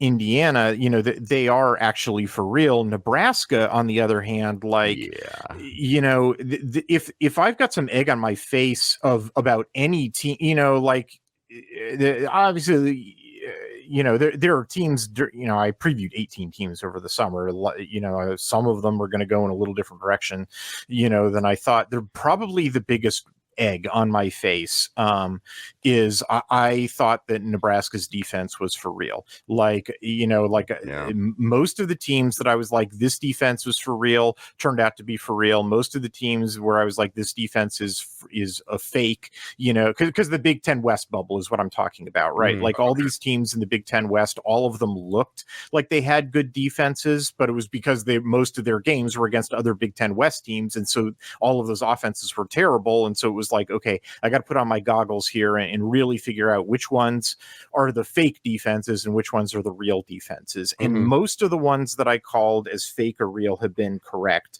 but the one where it appears that I was wrong about was I thought that Nebraska's was real, and it looks like no, it wasn't. It was fake. Because Illinois beat them, and I don't really think Illinois' offense is very good. And Indiana pantsed them, and they've been, they've been losing games in both by large margins, and even teams that don't have good offenses have been, doing what's needed in order to stop them. Honestly, I think if Colorado had another crack at them, I think it'd be closer. There wouldn't be like the first half crazy, or maybe there would, but Nebraska's in a rough spot. We have to praise Michigan State beating Iowa 32-20. Man, this game was upside down. Like, this game doesn't make it. It starts out with Michigan State driving just enough to kick field goals. Like, this game was, it was fun. I watched the least amount of football this week because I already promoted this, but I'll do it again. I entered a film into the Eugene Film Society's 72-hour horror film festival.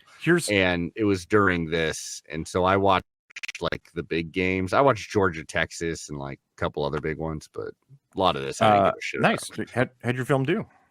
It'll be in theaters on the 25th for about a week. I think it turned out really well. Aaron's in it even. I guarantee you, Hifliday, this movie is bad ass. And I am not even joking. Like, it is so perfectly good. It's pretty fun.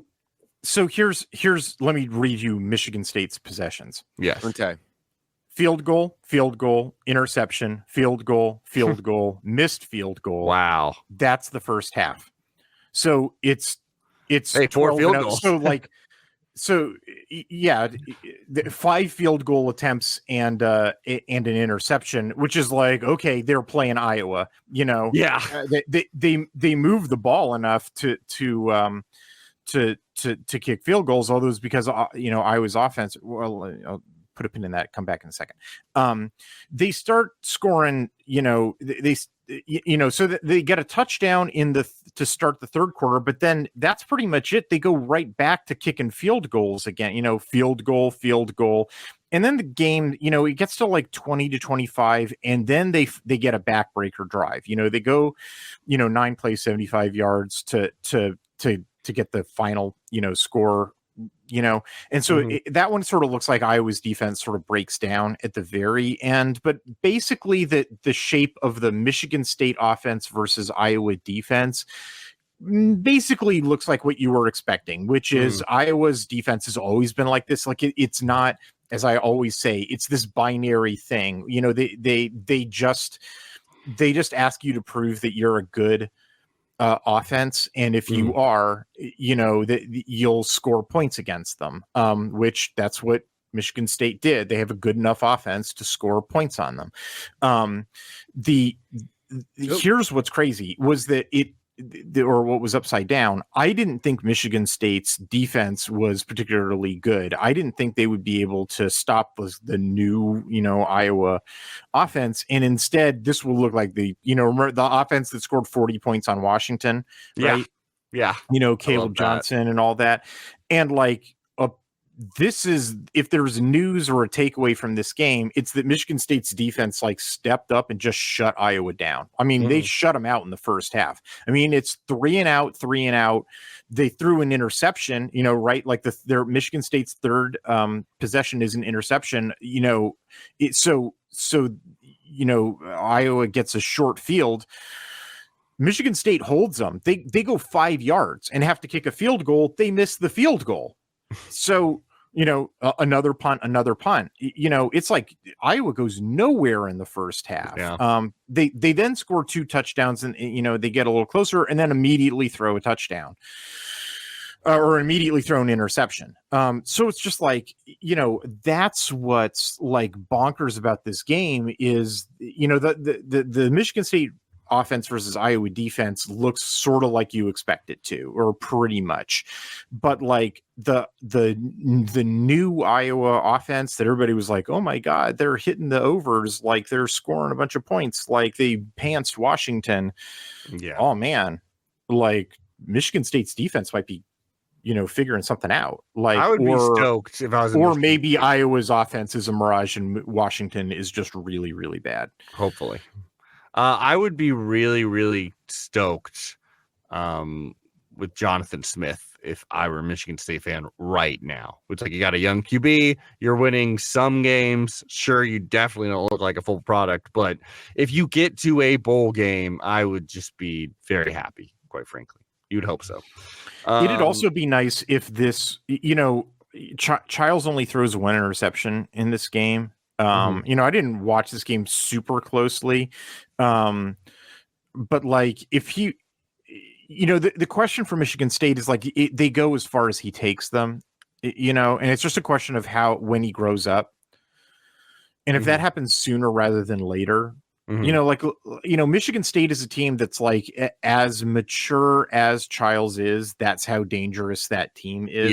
Yeah. Did that make sense? No, it makes sense because like so many of like the turnovers will happen on like, oh, this is a promising drive. He just escaped the pocket and like made a play, and then like the next play is a bad one, and you're like, yeah, it's clearly almost there. Unlike Nebraska, where it's like, yeah, this looks like a freshman QB that you're putting out there. Yeah. Right now. I mean, Raiola will be, he'll be good, sure, but he'll be good too. He's a year younger than Childs is, like that's what happens when you putting it all on his shoulder. I'll tell you, I mean, it's fun. UCLA got to win against Rutgers. That's cool. Rutgers, not, it's kind of choking a little bit.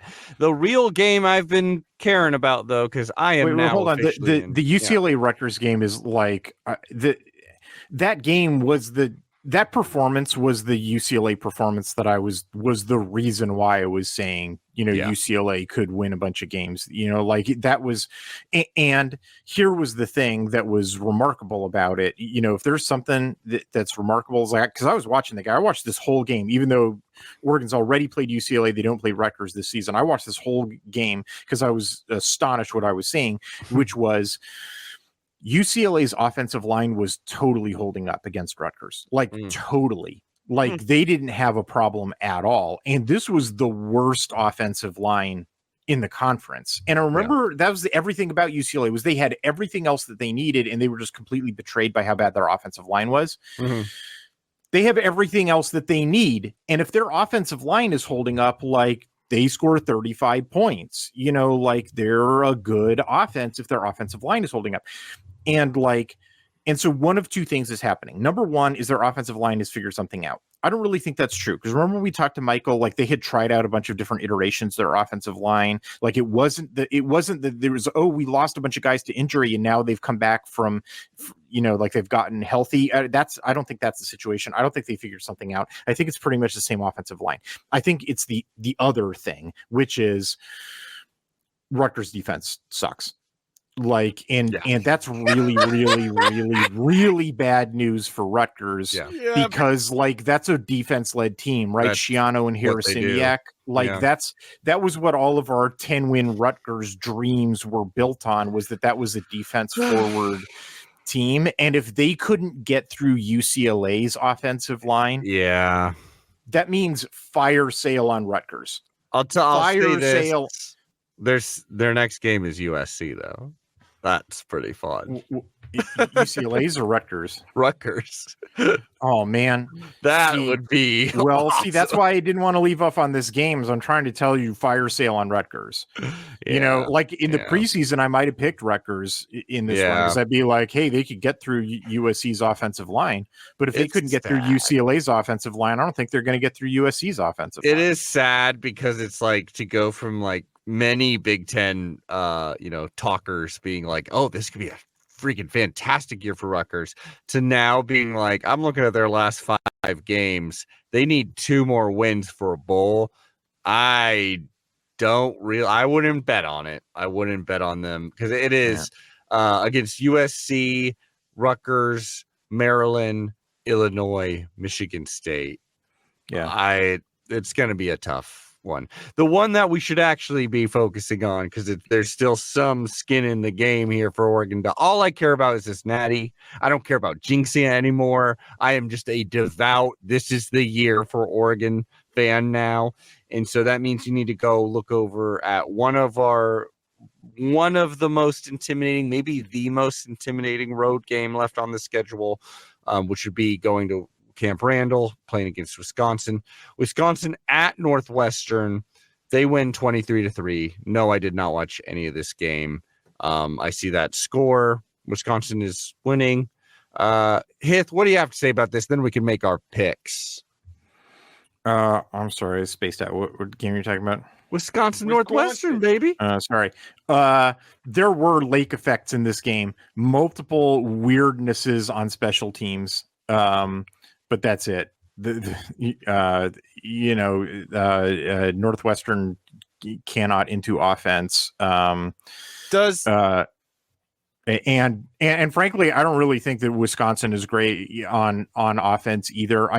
They're in love with their quarterback now. They should not be. He makes real dumb decisions, like pretty much constantly.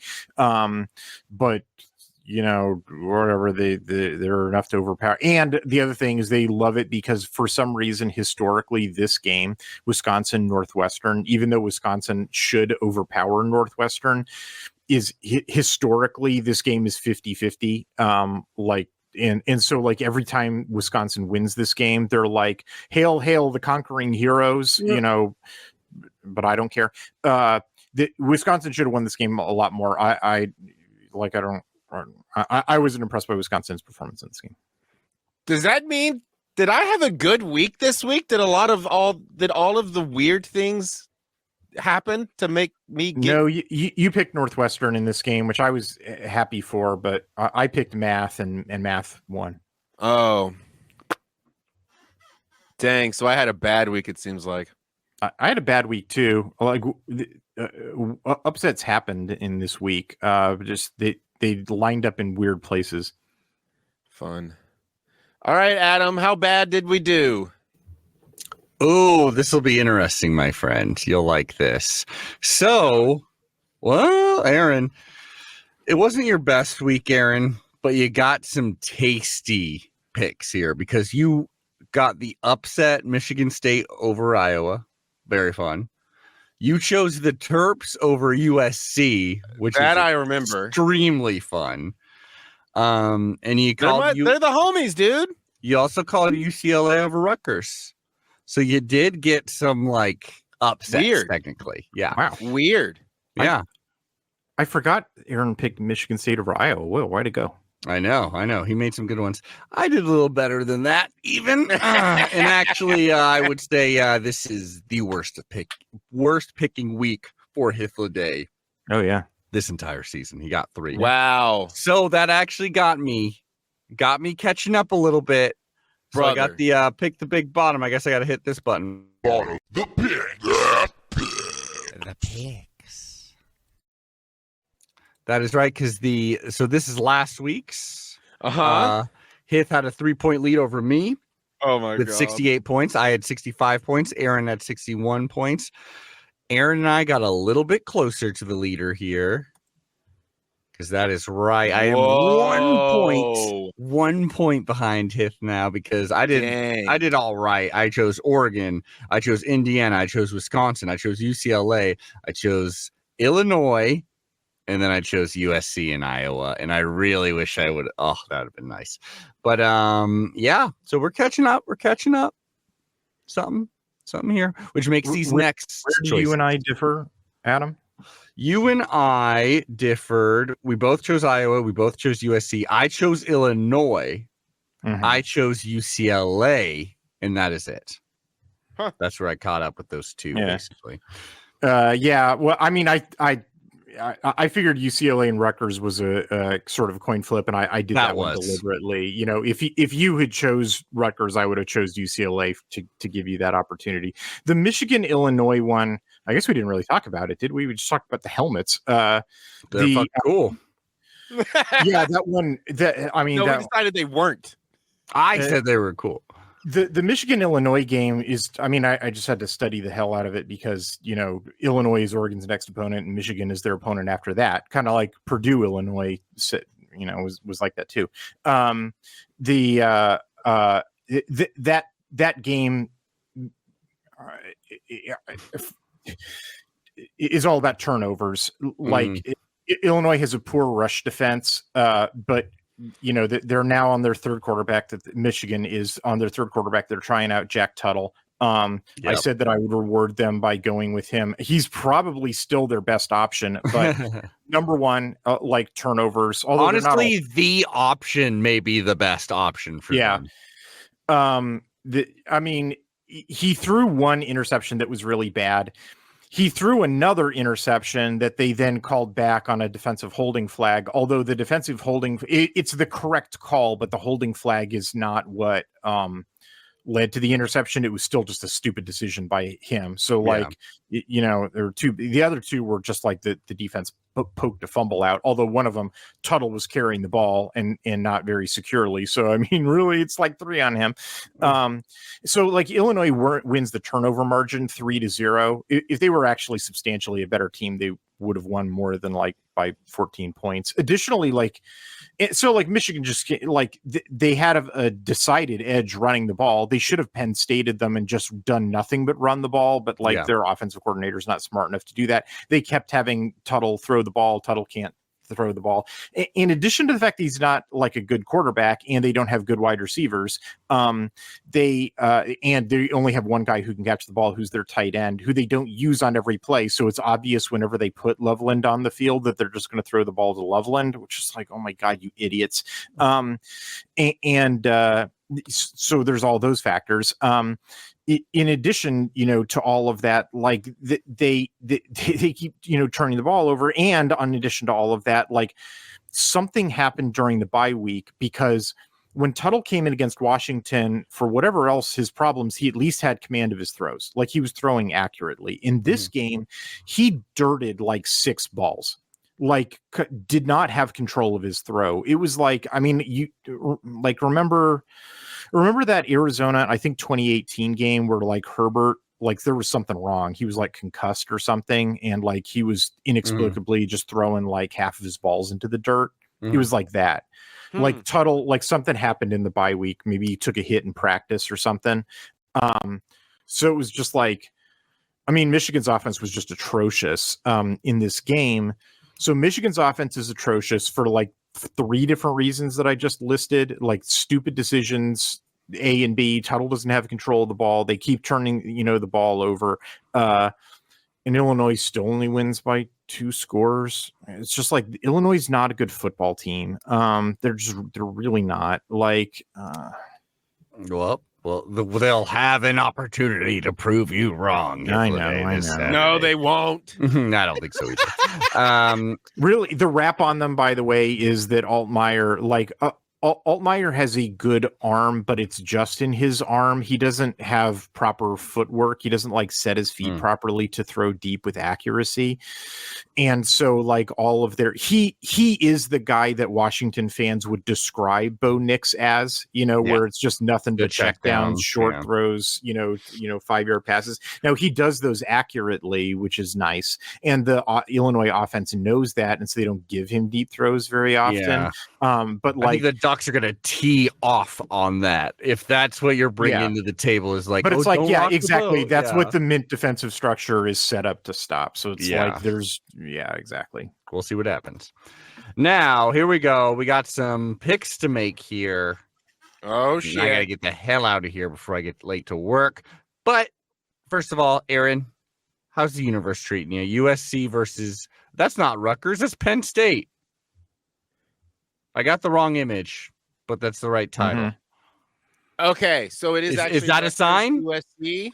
Is that It a is sign? the game is Rutgers USC. The image is incorrect. Yeah, that's the Nittany Lion. But what does that USC mean? already played Penn State, They already although the beat home Penn and road State. was. Yep. No, Penn The State winner beat of this them. game Oh yeah, shall be I mean, USC should have won, but they definitely should. USC. You think USC is winning this? Yes. Okay. Any reason? Just universe. Universe. Okay. Here's the facts. I ooh, listened to everything y'all just said about both teams. I remember jack shit except for that Reign of Troy can motivate me. So I Okay. want this team to be motivated. And so therefore I pick them. For me, I mean, at certain points, you're just like, how low can a team be for USC to lose to them? Like, how bad can you be and still beat USC? This is at home. I still think there'll be some USC fans there eventually, hopefully before the half. Rutgers fans, I don't think they're filling it out. I feel like they ain't leaving Jersey. I do think USC is going to win this one. I'd always love to pick the underdog, but I think Rutgers is a bit exposed now, and I think the players on USC, there is still quite a bit of talent, especially like the receiving core. I think Moss will have more success. As long as it doesn't come down to a final drive, USC should win this game. If it does, then they're going to lose this game. I think that's kind of the team they're Beach, Nebraska. Yeah, there you go. Yeah, that's basically it. Who you got, Hith? I'm going to take USC. For basically that reason. Or if I'm going to go with like Aaron reason that like the USC fan base, it needs to be like they can't completely quit, because then they won't be like invigorated. Like if they're just like sad sacks, then like Alicia's podcast won't be invigorating. Like they have to be refueled with a little bit of hope in order for it to be rage, so they got to get a win here. If they lose to Rutgers, I mean, they'll just be mopey. They'll just be mopey. Mopey won't be good. They gotta get a little bit of arrogance back, and they will totally be arrogant again the instant they beat Rutgers. Right, so that will just set up. Yeah, exactly. That'll be good fuel for the fire. That tracks. Give me that USC. Tracks. Number 4, Ohio State versus Nebraska. Nebraska, well, they're certainly not the days of them beating Colorado. They've taken some ugly losses, especially against another team, Indiana, last week. Now they're playing against Ohio State on the road. Yeah, and Ohio State will win. I also think Nebraska is about to get absolutely smoked. Yeah. And I think Ohio State is probably furious. They're coming off of a bye. They're at home. This is going to be like, and Indiana just really took it to Nebraska. This is going to get medieval. This is going to be absolutely them just unloading on Nebraska. I feel for their quarterback. How you going with Nebraska, Hith? No, I'm going with Ohio State for all the reasons that you just said. Next. Yeah, this one's just done. Yeah. Ooh, now this one, I hope it's not close, but we'll see. Number 13, Indiana versus Washington. Indiana is hopefully America's team. They really got that vibe right now. Very fun to watch. Flawed, but undefeated. Still here. Fun offense, airing it out. Washington, we're still learning where this Washington team is. It's year 1 rebuilds, a bunch of new people. I think Coleman is kind of still on the mend. Who you got, Aaron? I know you love the Huskies. Yeah, it's the Washington win all day long. Indiana, smoke and mirrors, my dear boy. Wow, this would be a big upset. They're not an undefeated type team, and Washington is that type of team that does that type of stuff. I agree. One thing that I think this game will be close. Like, it'd be interesting to look at the betting lines, because I do think Washington will have more success offensively than they do some other times this season. I think they'll be able to like keep up with Indiana for a while. And if I was trailing Hithloday by like 3 picks again, then this would maybe be one I'd be like, maybe this is one I can catch up on because Indiana's gonna be the favorite at home. They're also missing their quarterback. Rourke. whoa. Although they're Taven Jackson, who was one of the 2 quarterbacks who played for Indiana last year, played pretty well in relief of Rourke against Nebraska last week. Interesting. I had no idea. And basically Vegas has priced in. Vegas has priced that factor in and still figures Indiana heavily. Yeah, I'm still going with Indiana, but I bet you this will be a closer game than Vegas has it. What about you, Hithloday? Indiana or the Washington Huskies? I've got Indiana. They're just a better team. The data that we got last week about Iowa, just confirms that further. And furthermore, it's at home for Indiana. Like if this was an upset, it would happen in Seattle, and it's not. Washington plays very poorly away from home. True. On their slippery turf. And it'll be game day, that crowd will be amped. I remember I saw some Husky fan on Twitter popping off about like, that's right. They were somehow brought Oregon into it. Yeah. I think he was joking about that. They must have, right? I was like, it's like, that's going to be a slaughter, whatever. Number 1, Oregon versus number 20, Illinois. Aaron, who you got? This is obviously the Ducks, Adam. Or it's the worst week of this podcast next week when we cover this. But I'm also going with the Ducks. I think it's really simple. And I think you could say this for a couple teams remaining on Oregon's schedule here, where it's like Illinois' defense should, if they really step up and they're like, we're going against number 1 Oregon, it's in Austin, so that'll change things. But it's like I could imagine Illinois' defense giving us a challenge for at least the first half, like a good solid challenge.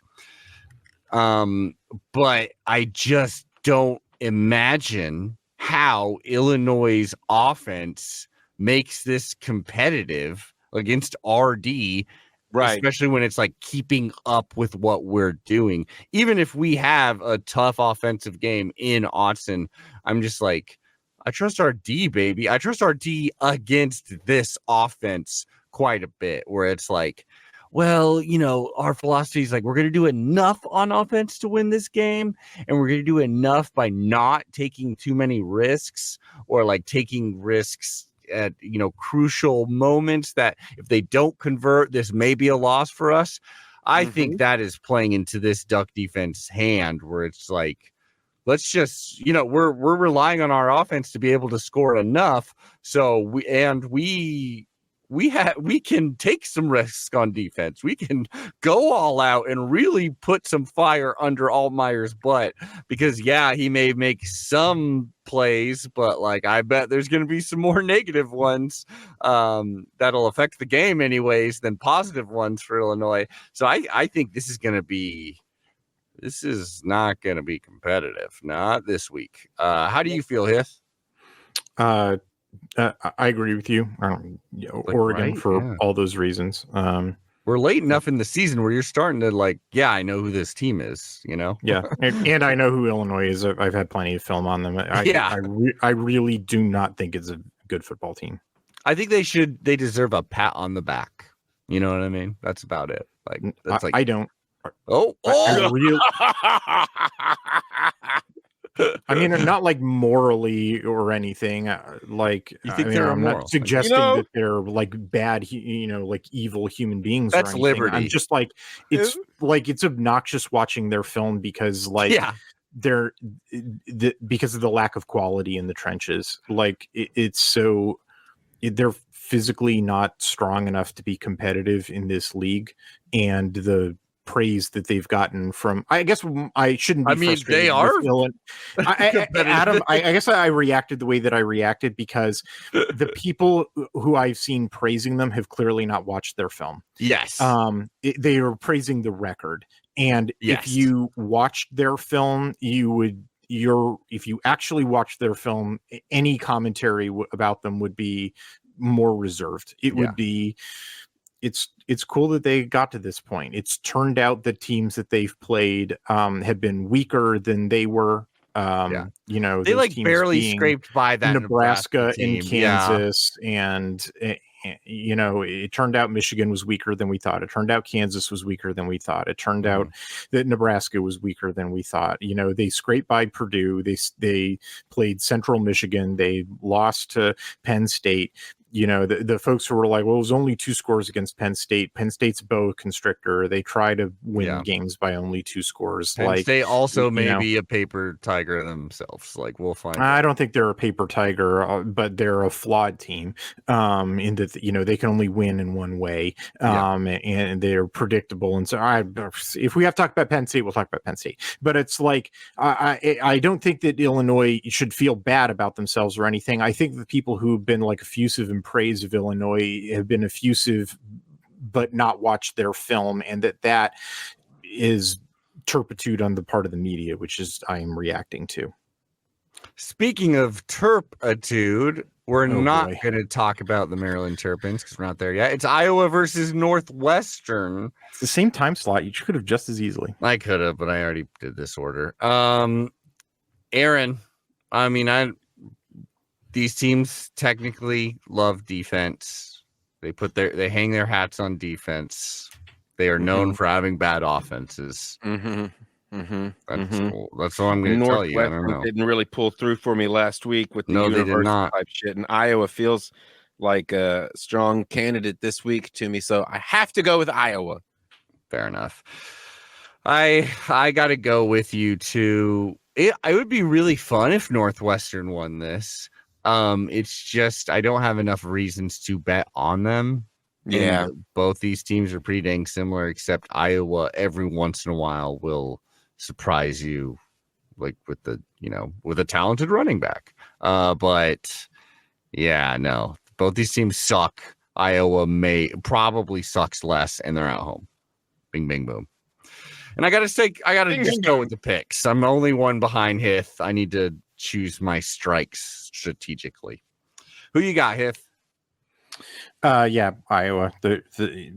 For that reason, they just suck less. Northwestern's got nothing going on. They require a game like Maryland. You know, that Maryland game where like they commit a bunch of turnovers and are doing stupid stuff. You know, and it's just not. You know, I was probably not going to do that sort of stuff. And the other thing is that Iowa pretty much owns this series. You know, there was a stretch there when what's his name, the old coach. You know, for in like the I think it was like 16 through 18 when Fitzgerald had a little mini streak going, but otherwise it's been like Ferentz has owned this game for like 20 years. Damn. You know, from like 2011 to last year, I think it's like, which is like 20 games. I think he owns like 14 of them. It's like, he never loses this game.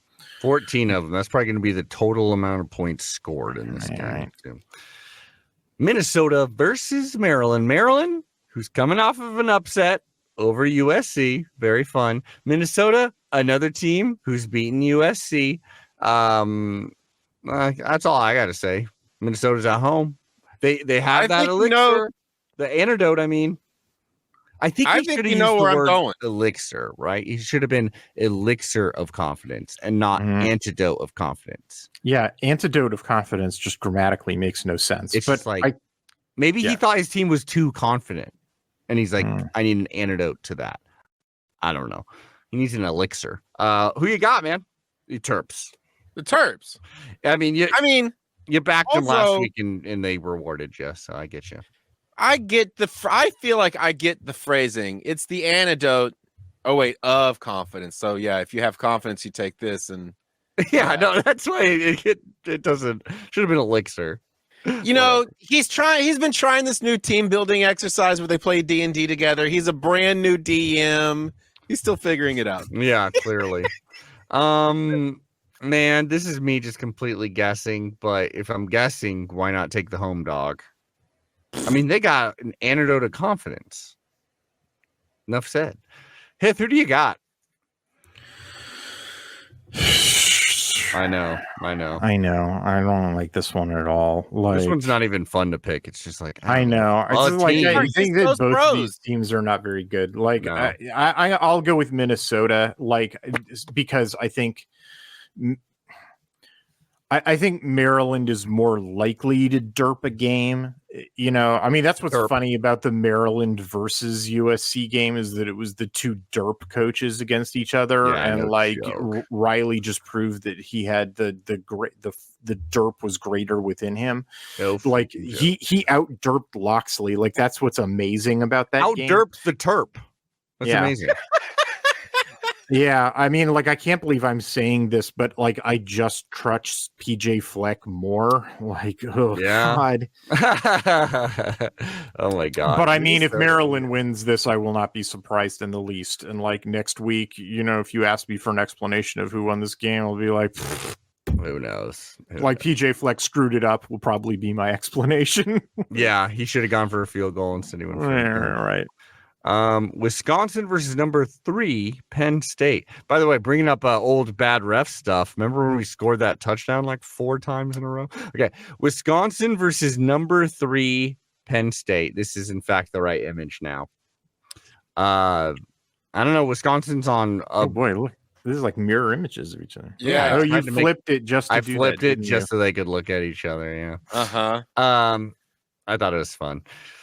Wisconsin is on an upswing compared to their really bad start. They're beating up on bad teams, but you? Yeah, I They're think on the a upswing win is streak. really just a product of the teams Yeah. they've been playing. I think so too. But they're on an upswing. Penn State is typically down to play down. But will they do that here? This is at home for Wisconsin. They love cheese. These are facts. Who do you got? I Badgers never or- like rooting for the team that's undefeated unless it's the Ducks because it's just obvious that at some point they will become defeated. Mhm. But because Penn State is undefeated, correct? Yes, That's correct. Coming I off a still just bye. don't see it happening this week, I guess. So Penn State. That's a safe bet. I don't want to put my money on this one. I'm going with Penn State too. It's boring, but I just got to play it safe. Hith, is there an upset of brewing at Camp Randall? I've got Penn State. I could see Wisconsin winning this one. I think Penn State is a flawed enough. I think Penn State is flawed in ways that if I'm wrong, okay, back up. When we just had that little digression about is Wisconsin's upswing for real or is it just a product of the teams that they've been playing? And I said it's the teams that they've been playing. If I'm wrong about that and it's for real, the way in which that upswing has been happening, if that's for real, it would take advantage of the vulnerabilities that Penn State has. And so therefore, this will be an interesting game. This game will definitely be like the primo game that I'm watching in order to harvest film for Oregon's game against Wisconsin. Cool. No doubt.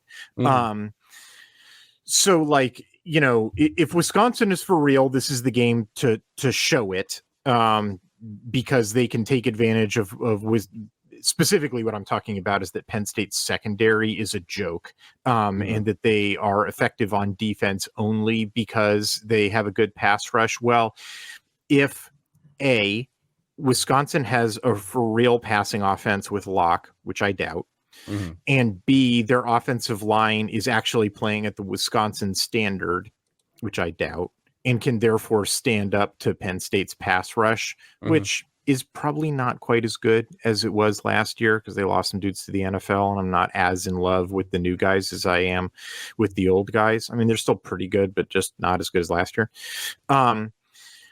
So if those things that I just said I'm in doubt about for Wisconsin turn out to be for real, both the passing offense and the offensive line, then they could actually score some points against Penn State. And if you can score points against Penn State, Like, you can put them in a real jam, just like USC put them in a real jam, and then USC should have won that game. They just Riley derped it, but Wisconsin, I don't know. Wisconsin could hold on to it. Yeah. Hard to say. So yeah, that is a tough one. So that's the scenario for Wisconsin winning this game. It depends on Wisconsin being for real in ways that they could be, but I just doubt. So let's see them prove it. And until they prove it, I'm going to go with Penn State. Word. Final one. This is a big one. I'm sure it has a name that I don't even care to know about. Michigan versus Michigan State. Here we go. This is Aaron, I'll just say this. This is a team that was in shambles, on the upbuild, trying to, regain some pride here. And then we got a team that just won the national championship and is now in shambles. But who you got? Yeah, because they're cheaters. Well, yeah. It doesn't officially have a name, but it has a trophy, which is the Paul Bunyan Governor of Michigan trophy. Whoa. I love that. It's weird it doesn't have a name. Man, this is the toughest one, I think, for me. So I'm gonna go wild card. I'm gonna say Michigan State. Michigan has proven itself. Like, Michigan is absolutely exposed. All the shine of you're Michigan. You're I believe the winningest program in college football. You're an old blue blood. I think Notre Dame retook it. Oh, really? Because of some losses this year. They're always neck and neck with Notre Dame, and That's so whoever's having a better season is retakes it. Okay. Well, you're up there. You're truly one of the bluest blue bloods that's ever bled, and you look like garbage right now. And it's very clear that they can't throw. It becomes very easy to play against a team if it's they can't do this thing. Let's focus on the other things because they ain't doing that other thing. Michigan State, they are very flawed. Like we were saying, it's as good as their very young quarterback can take them. Michigan's defense is still good enough to force some errors like they did against USC. A win against Michigan State would look like that win against USC. My money, if I had to actually put money on this, I would be going with probably, and if it was just a pick 'em, Michigan State, actually. I just think Michigan is very, very, very bad, in showing themselves. But because I don't want to just go same thing with Hiff, and I'm kind of guessing where he's going, I'm going to go with the home team. You're kidding me. This is the game you decide to split away from? Yeah, because I think they'll maybe be a little overcorrect, or I just think it's going to be an ugly game, and maybe Michigan can force enough errors and somehow score enough, 21 points, and make that be enough. I mean, you should pick the Huskies game. Yeah, that's a tough one. Both. I mean, I know. I think this will be a closer game than that Washington. Okay. Game. I think. Who do you got, Hiff? Wow, Adam, I'm pretty impressed actually with how well you know me, because I mean, first of all of the math says pick Michigan. Every advanced stat site and FBI, Beta Rank, SP Plus, everybody says take Michigan, and Vegas has Michigan as a 5.5 point favorite, and yet every fiber in my being says Michigan State by 1,000,000. Yeah, just dumb about it. Yeah, mainly the way they lost to Illinois just has me believing. Yeah, because I just finished watching Michigan, lose to Illinois in ways in which they were I couldn't stand watching this football team. I just watched them lose to Washington, which I couldn't stand watching them, and then I just finished watching them lose to Illinois, and when I couldn't stand watching them. I do not understand what anybody is seeing in this Michigan team. I think they're done. They're completely. They have never shown any signs of life on offense, other than 3 runs against USC, which who gives a shit? Yeah, literally. And and like every week they look worse, on offense. And I haven't even talked about the other problem, which is that low key, they kind of suck on defense. They've gotten worse, like not just a little bit worse that I think everybody was sort of expecting because they lost a lot of dudes to the NFL. Like they low key kind of suck on defense. Like they kind of can't stop a lot of things. Like they have significant problems in their secondary with some players who should not be playing for them. And like, they're putting way too much pressure. Like their two tackles in the middle, Graham and Grant are very good, but they're putting way too much pressure on them. Their new linebacker, Hausman from Nebraska, is real bad. Like he's out of position constantly. And like the thing about Michigan is that like they can never admit when they have a problem. And so like, they're not going to make adjustments. Like, it's not like, oh, we need to try somebody else, or if you're like, they'll just keep making the same mistake over and over. Like, whereas Jonathan Smith, like, has shown me that he has like changed over the course, like, I mean, he made a change in the middle of the Oregon game where he had like Childs doing quarterback runs that he had never done at Oregon State or Michigan State during the previous year, or even in the first half against Oregon. He showed me, where he's a good improviser. He beat Iowa doing stuff that I didn't expect. Now, maybe this is just all like, there's sort of a thing in sports betting where if like you lose, if a team that you bet against, beats you, then you tend to bet for them, because like, well, they showed me and maybe I'm falling victim to that. But like Michigan State's just shown me way more, way more athleticism, way more, ability to hit stuff over the top. Their defense played better. Who's going to be more up for this game? It seems like obviously Michigan. Like who's got more to play for? Like Michigan just seems like they're on the verge of packing it in and just being like, we won our natty. We had our 3-year run, that's it. We're done. We're taking a break. And Michigan State, on the other hand, has got like everything to play for. Yeah. Like everything to play for. Huge. Like, huge. Yeah, man. Like, I mean, like, kind of like not just like a squeaker. This one has like blowout written on it. I agree with you. I'm literally going. I mean, blowout by this game standards, which is like 14-point win. Yeah. Oh, okay, got it. I like in my head. I am 100% agree exactly with you're what you're taking it for strategic purposes. I know. I'm literally just going. Well, Hellman, that's Michigan, and you're taking. And honestly, you're for strategic purposes taking the game that Vegas has them favored in every advanced stat formula has favored. But I will say it is very. This is a credit to you, Hitler. What you said last season is like sometimes it's really nice when you're like, I know who this football team is. Like I understand it. For Michigan, it feels like, okay, last year, so much of their success was they had a team where it's like, we can consistently run the ball and then we can do the play action off of that. And we have a great freaking defense with a great freaking secondary. And their defense could be helped by McCarthy extending drives on third down, and now they can't. And now it's like that. Now their defense gets exhausted because they're on the field. Yeah, it's like literally, what if you took out the play action aspect of it? Like I've just boiled down as simple as possible. What if you didn't have the play action because of everything that has happened to the team? That element doesn't really exist like it did. And the run game gets a little worse, and the defense is a little worse. You have this Michigan team. Like the Jenga, it fell a while ago. Yeah, I mean, it's just like, I mean, we're going to talk to Jake, I assume, in 2 weeks. But I mean, like the most pointed question, to ask about this Michigan team is like, is there anybody who, if he were given the opportunity to come back from the NFL or whatever he's doing now from last year's team, to take his spot again, like displace a current starter, that you would say, nah, we're good.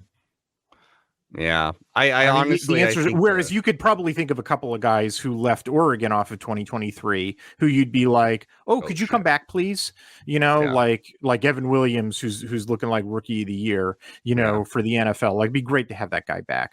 I mean, hell, it'd be wonderful to have Kyrie Jackson back for more than one reason. Yeah.